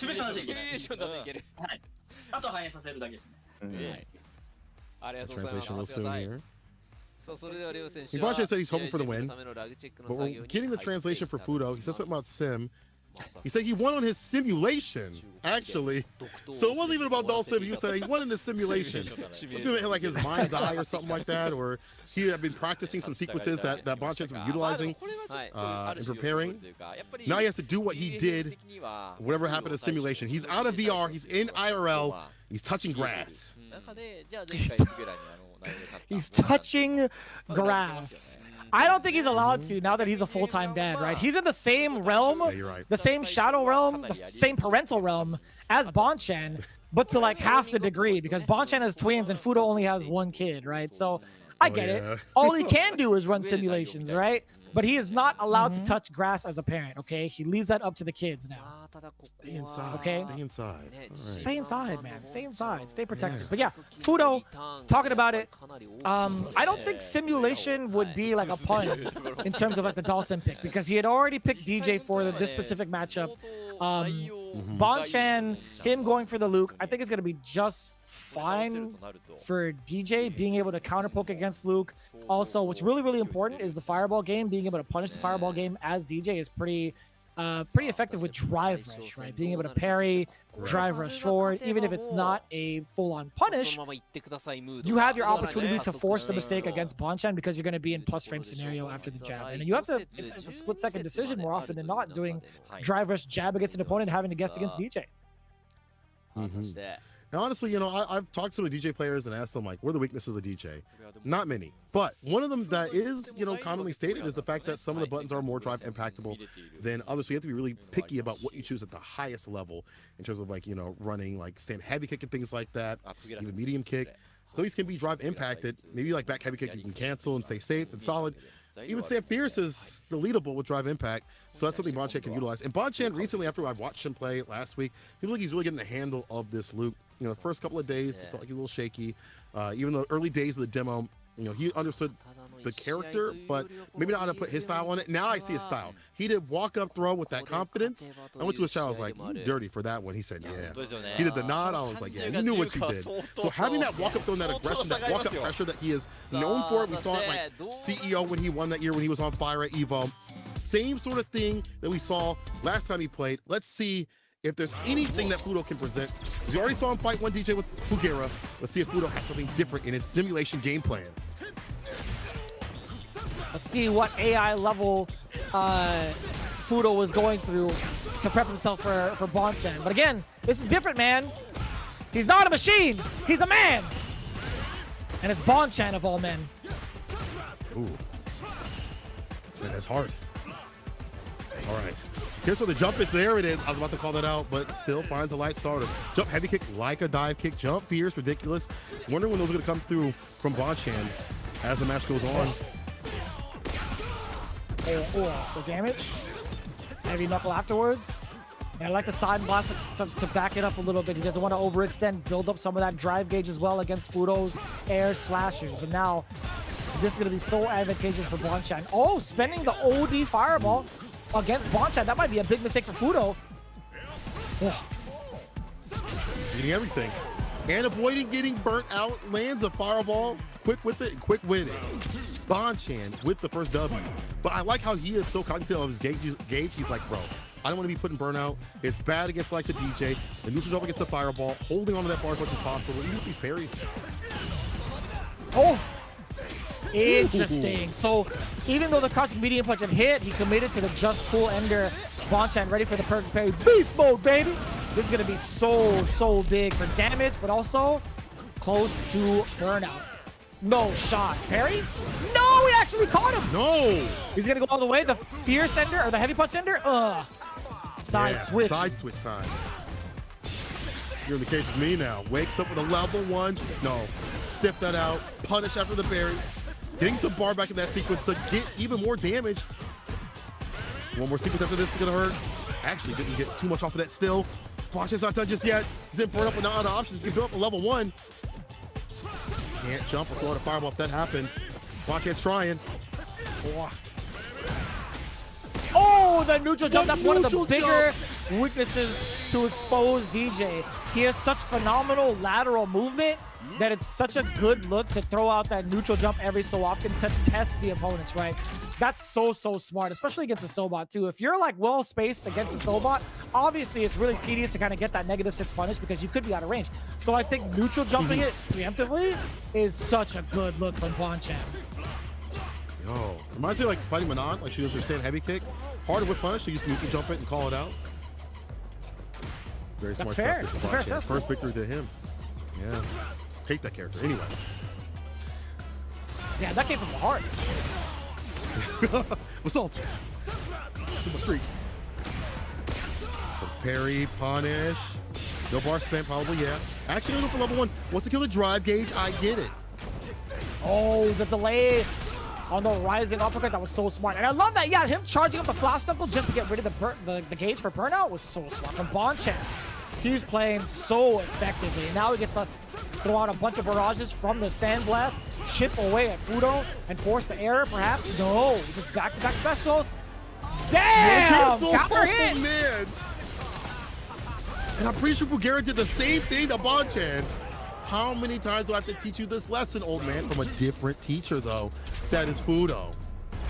That was actually kind of disgusting. What a confirm from Fudo, canceling into the level 1. Oh.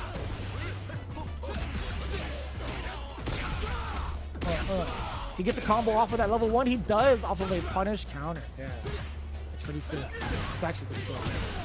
Oh. Sway kick and play. Caught the stand medium kick. It's a good button to like kill the drive gauge, and it's a good poke, but Fudo's looking out for that button. Now has the lead. How's he gonna play this? Interrupts the drive rush with a medium kick preemptively. No anti right there because he's walking back. There was no charge. And just like that, things are looking real dire. He lands at level 3 afterwards. Oh! About to see the victory. Yeah! Oh, that's it too. That's got to be the round for Bonchan. An expensive one at that. It has to kill, right? Ooh. Almost did not. But still, Bonchan staying in the game. Expensive. Don't go in this round with any bar. And at the bottom, Fudo has that level 3. Could get the lead or close things out as we've seen. Oh.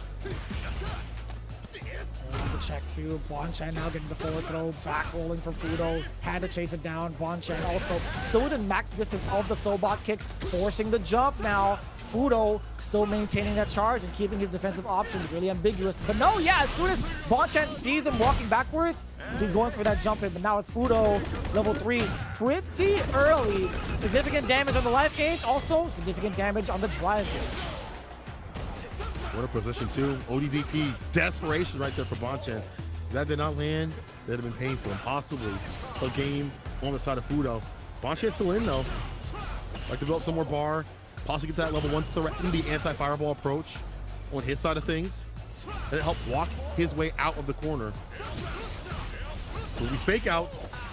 Okay, level 1's on deck. Now we drive rush in. No more fireball, just fists now. What a delay. Did you see that? He intentionally delayed the standing medium punch to catch the counter hit into massive damage, bro. This guy, Fudo, has the timing down pat. It's all according to the simulation that he set out for himself. All according to plan right now. Everything according to the plan of Fudo. As he stagger steps, definitely helping out against the likes of Bonchan. Oh no, the walk back, dash up throw. Didn't convert, but still gets a dash up throw, some damage. And again, the sway and play against the limbs, whether it be stand medium kick or crouching medium kick. We're doing a lot of work. No way it's gonna be a perfect. It's like a Bonchan, yeah, ODDP, do something back to him. How do you make this fly? Nice, being able to erase the fireball completely. That's Fudo with the ODL slasher. Uppercut, you know it. Jackknife maximum, absolutely ready. Fudo was charging that since the previous round. But the corner control too is going to be very important, whether he throws at the fireball or not. What a punish counter from that far. Wow. Nice work. From that distance. The back throw though. Bonchan taking his time. Drive rushes in though with the medium. Drive rush right back to him. I see these feints every so often. Now up to the side of Bonchan. Back up a little bit. Maybe look for a reversal or jackknife possibly. Side switch here. Fudo's been making this work. And in the corner and burnout against DJ. Not where you want to be, my friend. Breaking the drive in back and almost a feed the entire time. The jump back fears. Are you kidding me? And gets away from the OD jackknife too as well. Yo, Bonchan's on something different right now. 2 back-to-back reads from Bonchan, but also misses opportunity for the big punish against the OD uppercut, but it doesn't matter.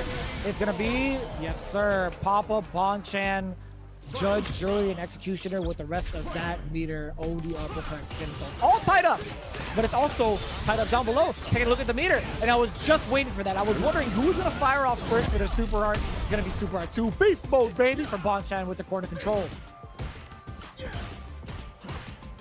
That sand heavy kick. See that quite a bit up in the corner punch counter. Leads to some follow-ups and again a neutral jump. Calling out his extended specials and normals continuously. Level 1, make him up. It's almost done. Oh, was right the Sobot to level 3. He's to equalize and kill some of that bar and gain some back on his side. Expensive. This will be helpful. Needs anything at this point. Drive rush? Yeah. For the medium, no throw though. Oh, man.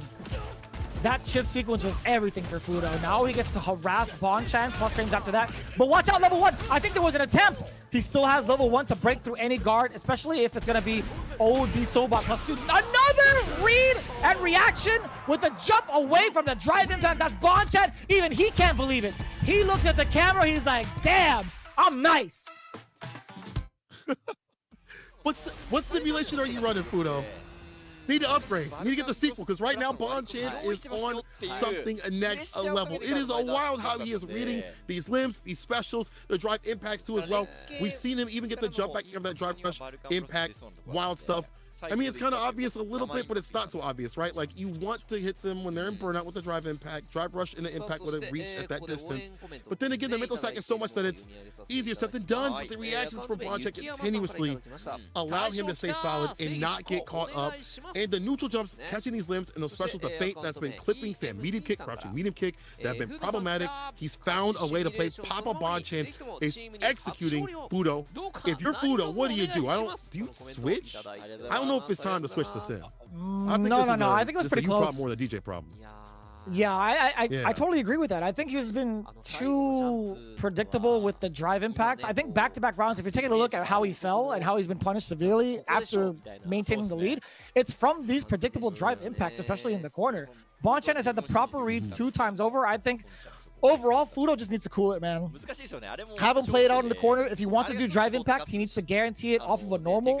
He needs to do it off of like a block string per se, like maybe like a standing or a standing heavy punch, point blank or something, or even back heavy kick into drive impact. He needs to solidify it off of those situations rather than throwing it into the wind where Bon-Chan actually has time to jump it.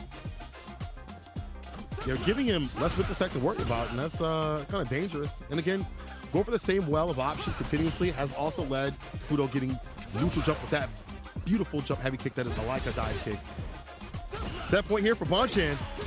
Can he close it out, get more games? Jump in fierce as a starter. Check the damage, check the yellow. That's not metal, that's a lot. Hold on, man. Speaking of a lot of damage, Fudo firing right back. Drive rush, no, after the forward throw. He's playing it a little bit patient. That was a very deep cross-up. I don't know what it was from Fudo, but he pressed a button for some reason. Oh, the uppercut, get off of me. No drive impact meaty here. There's some space up in this place. Back it off. No drive rush right after that parry. Maybe looking for a button right after he gets close enough. Okay, another back throw. Fudo's lacking in health. Just dashes up. No drive gauge, finds the finesse and plus put him to rest. That shimmy situation was at the tip of the fist, bro. That was godlike. That was indeed the knuckle to shin strategy. I love that from Bon-Chan, just murking his way through little by little. And it was very tricky too, the way that he was kind of moving. I love the punish counter from Fudo, not phased. Speaking of movement, when you're stuck in the corner, you have nowhere to go but forward. And he does so just like that. Bon-Chan getting himself out of the corner yet again successfully with a full perfect flash knuckle combo. Now he gets to play the good old footsies game. Reaction DI, you know it. Fudo, what's the play for damage? I like that. Burnout, you know it. 3 to kill that drive gauge. Yeah, get it.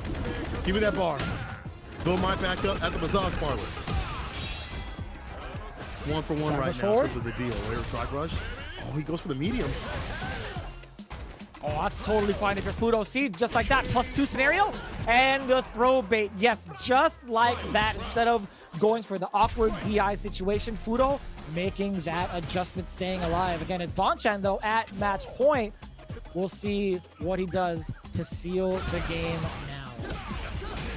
That's level 3. Interruption on the 4-meter kick. Too far off for it. That's unfortunate. Look at this corner carry and the damage.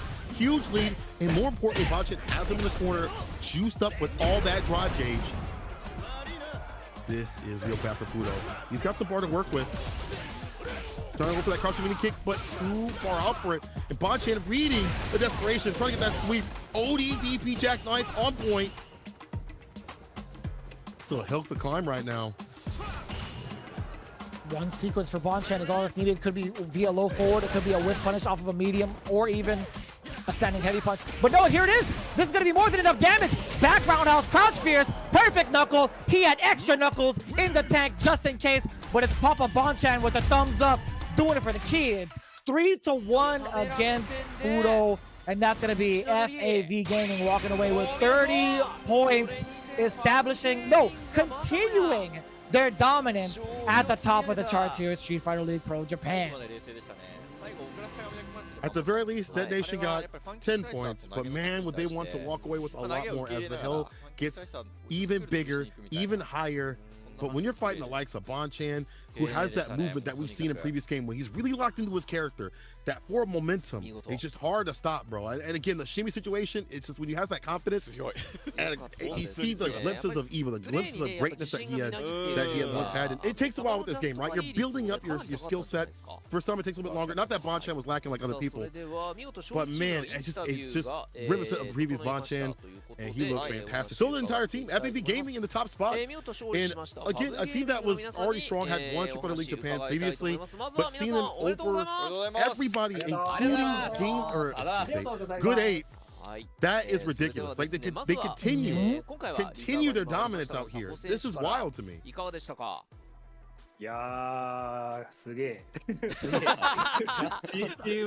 That's fair. That's fair. In regards to how Sakuroko felt about his teammates' performance, all I can say is Suge.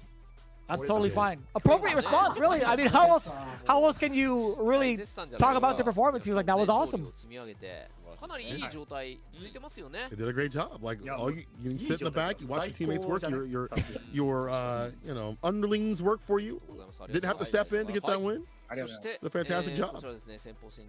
Tokido and it's kind of wild, especially. Oh yeah. Oh yeah, and you also have former Evo champ with Ryusei too. Like that is a powerhouse team. And somebody had said it in the chat earlier. FAV Gaming, that's an OP team. That is an OP team. I mean, they've been top 3 consistently. Majority of Street Fighter League Japan, right? I think this is a powerhouse team. Nobody's sleeping on this team. Everybody has them on their radar for very good reason. So they need the rest of the teams need to figure out how to pick apart this group of powerhouses. I feel like it's even better this season for them. They have more variance in their characters, in their play styles. You know, Tokido's found his way a lot earlier than what he had previous season. And Ryusei himself said, you know, teammates getting points were great, but he's hoping he'll win next time. So even though he didn't get his victory, he's going to be emboldened to get that victory next time, right? That's the mark of, even if your team wins, you know, you want to step up to help them to also contribute to as well. That's a dangerous squad right there, not resting on the laurels of other people. Ryusei understands, like, I got to pull my weight too as well. So I fear for whoever has to fight FAV coming up next. Like, they are looking dangerous. Oh, I'm glad you mentioned that. I actually don't have the schedule up, but let's take a look. What was that? What did you just say? I must know. I must know eventually. 前回のグッド8スクワットとのプゲラ戦もそうですけど、いいとこ 50% かなって本当に自分では思いながらやってたんで、やっぱ向こう結構チームの状況的にもね、プレッシャーがすごい乗ってて、大胆な攻めっていうのが全然来ないなっていうのは試合中にちょっと感じれてたんで、なるほど。最後のね決め手とかもやっぱ昇竜警戒するとああいう行動させちゃうんで。So we seen them. I see. チームの中全体的な余裕がやっぱ勝ちをもたらしてくれたのかなっていうような Let me not get a hold of myself. All this action is fire, but whew, new kids on the block. Let's go. Anyway, Tokido said the A-game was awesome. Bonchan was superb. Yeah. 2 weeks. もう大丈夫ですかね。Yeah, Bonchan, I think this is like the strongest Bonchan has played in all of the weeks that he's participated, if I'm not mistaken. Like taking a look over at maybe like week 1, Bonchan went 2-1 against Kichipamu. Week 2, Bonchan actually he got 2-0 over Torimeshi. I don't know how like one-sided that really was because I thought it was like pretty close. But in week 4 also, Bonchan, Pugera, 3-1. Damn. Okay, so I take it back. He's just been mad consistent. 3-1 all across the board in back-to-back anchors. That's what's the most impressive. Being able to have that consistent score in the anchor match it's a sign of great things to come for Bonchan, to be honest with you. Yeah, to be good in those long sets is fantastic. And again, it seems like he's back in business. It seems like he's back in, you know, that rare form of Bonchan. He even said himself, you know, I feel like the opponent didn't try to attack so much. Team placement was a good one. He feels like that was the reason that he won, but I gotta disagree, Bonchan. You were playing on form, and again, when I see Bonchan walking up confidently, that's how I know it's gonna be hard to stop. Look at the amount of drive impacts that did not land from the side of Fudo that led to so much damage to corner carry, to Bonchan routing it back. Only one of them actually landed, none from the side of Bonchan. However, at the same time, like, I like that when the drive impacts were called out, there was damage not left on the table by Bonchan. Got himself out of the corner. In fact, did not die for it because my man was in burnout half the time from that. So we're from to avoid that. Right now, FAV Gaming walking away with 30 points. DetonatioN at least getting 10. But that is not, you know, what you'd like to have. You'd like to have a lot more than that. You'd like to have that 30, I ain't gonna lie. Yeah. And I was kind of like glancing over at one of the other stats, 1 out of 8 in terms of tech throws tech from the side of Bonchan. That just screams excellent defense, man. There's so many things that DJ could blow you up for with frame traps, and still being wary of when to tech is so important. And Bonchan, again, just a little tribute to how great his defense truly is against other characters. He knows the situation. He knows exactly what needs to be done to make the appropriate reads, and he's done it, man. 1 out of 8 from a DJ player is very impressive. Because more often than not, you're trying not to press any buttons. You're trying not to get blown up by punish, counter, just cool sways over and over again, frame traps, etc. So big ups to him and his defense today. Defense wins games, man. Or defense wins championships, I think. So taking a look, FAV Gaming, they are smooth sailing right now. 140 points.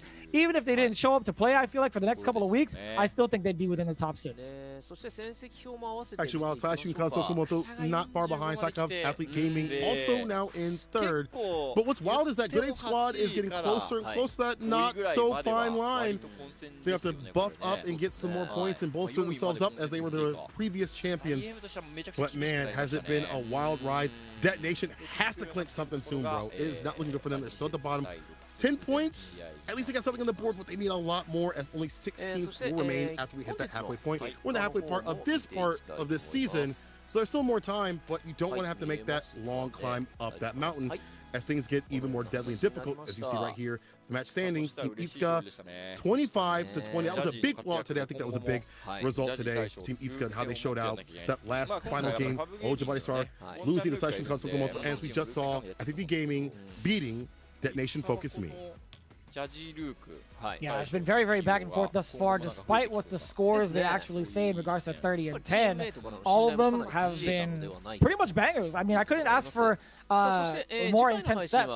And to be quite honest with you, man, that's something that's been very, very consistent with Street Fighter League thus far.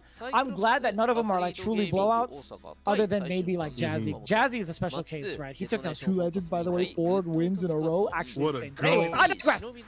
The next matchup coming up on the 22nd. Mark your calendars. Cyclops going up against Saishunkan Kumamoto. DetonatioN FocusMe going up against Good 8 Squad. And then Shinobism Gaming rounding it out versus the School of Fish that is Gyogun. That is going to be fire flames all the way through, as it already has been, as we try to acquire as many points. And City's going to be remaining until the halfway point of the season, where things will get the switch up to the home and away. But, you know, again, I'm going too far with it. I'm just excited to see even more Street Fighter 6 as we develop this meta. It feels like people are going for perfect parries a lot more. It feels like people are dealing with JPs in different sort of ways. And you can see the full schedule all the way through up until the next month. You know what to do. Keep it locked and loaded on the official Restream channels that are here and on YouTube, I guess on Twitch and on YouTube. Make sure you're following esports, Capcom's Twitter, and Capcom Fighters Twitter as well, and us too as well, to get abreast of what's going on in Street Fighter 6, Street Fighter League Japan. I believe that's at _St. Cola at Vicious FGC. If you guys want to holler at us, give us some insights on some of your favorite players, or just some of your favorite moments overall as we get ready for the big one. Again, the Capcom Pro Tour, over $2 billion for the prize pool. First place, taking home the big millie. I hope to see all of you guys there. If not, we will be there together in spirit, because this is going to be the big one, the first year of Street Fighter 6, and also making a millionaire out of somebody in the FGC. That is the big underline, and that is the bottom line. CPT offline premiere is coming up real soon. Be sure to mark your calendars if you're in these regions, right? Gamescom Asia is going to be holding the big offline. Registration now is going to be happening pretty soon, if I'm not mistaken, over at Star GG, and the cap is at 1024. 1,024 entrants. Same with Paris Games Week happening in November 3 through the 5th. Again, you do not want to miss these events, especially if you are from there. If you are at the high level, lurking in the chat, you want to get those premier points to get yourself qualified into Capcom Cup. Actually, with those premiers, do you get all the qual into Capcom Cup? I'm pretty sure you do, but if you're not, hey, call me a liar. there. Either way, check it out on CapcomProTour.com, where the registration is live. You guys have to check it out because World Warrior is also coming up soon. I had just seen Punk tweeting about trying to make it back home to Florida to make it to World Warrior as soon as possible. This is the current schedule for World Warrior Japan happening throughout all of these dates, month after month after month. It's gonna be bangers upon bangers, as we saw previously with Street Fighter 5. Make sure you do not miss it. If you do, just wake up early, you know, get your coffee and enjoy some great Street Fighter 6. I've been seeing the players all, you know, sign up for World Warrior. Some of them be like, oh, I have to play this person. I saw my boy Noble being like, this is the seeding right now, because there's all killers, no filler when it comes to Warrior in Japan, but anywhere around the world, because now we are looking for new champions. Make sure y'all sign up for your regions and things like that. And of course, we'll have the normal CPTs as well for the qualifiers all happening. We just had Oceania happen recently. I know me and you are going to be on one in like a month or so, so make sure y'all keep it uploaded, watching, entertaining that. Yeah, that's going to be a fun time, bro. There's one this weekend also. I think James Shannon's going to be handling that. I forgot which region specifically, but yeah, we're going to be having CPTs back-to-back weekends, if I'm not mistaken. Even after the weekend after this, we have NA West, question mark, with a special guest on deck. I'm not going to tell you exactly who will be the commentary for that in 2 weeks, but just stay tuned because I'm also going to be a part of that broadcast. Anyways, it's been an absolute pleasure. Saint Cola and myself, we're going to try to get some sleep. Same with everybody else. We hope you guys have enjoyed yourselves. Again, follow Capcom_esports for all the latest and greatest in Street Fighter League Japan news. And we will see you guys next week on the 22nd. Mark your calendars, get some rest, be safe, and keep playing that Street Fighter 6. We will see you guys very, very soon. Now, I know they said 30 seconds. I'm going to ramble a little bit more, but just in case you didn't hear it, we appreciate you guys tuning in. We will see you guys next time. Take care. 非日常すぎるからね。そうなんですよ。ぜひ体験してほしいですね。で、体験するとやっぱりリーグ見たときにまたちょっとこう見方に厚みも出ると思うんですよね。どんなやばい状況であの人たちやってるのかと返せんのみたいなとか、その飛び落ちないよねわかるみたいになると思うんで、ぜひちょっと参加してみていただけると嬉しいです。よろしくお願いします。お願いいたします。それではストリートファイターリーグプロ JP2023 本日はファーストステージ第5節3試合をお届けいたしました。実況は私 R、 そして解説はハメコさんでお送りいたしました。ハメコさんありがとうございました。ではまた。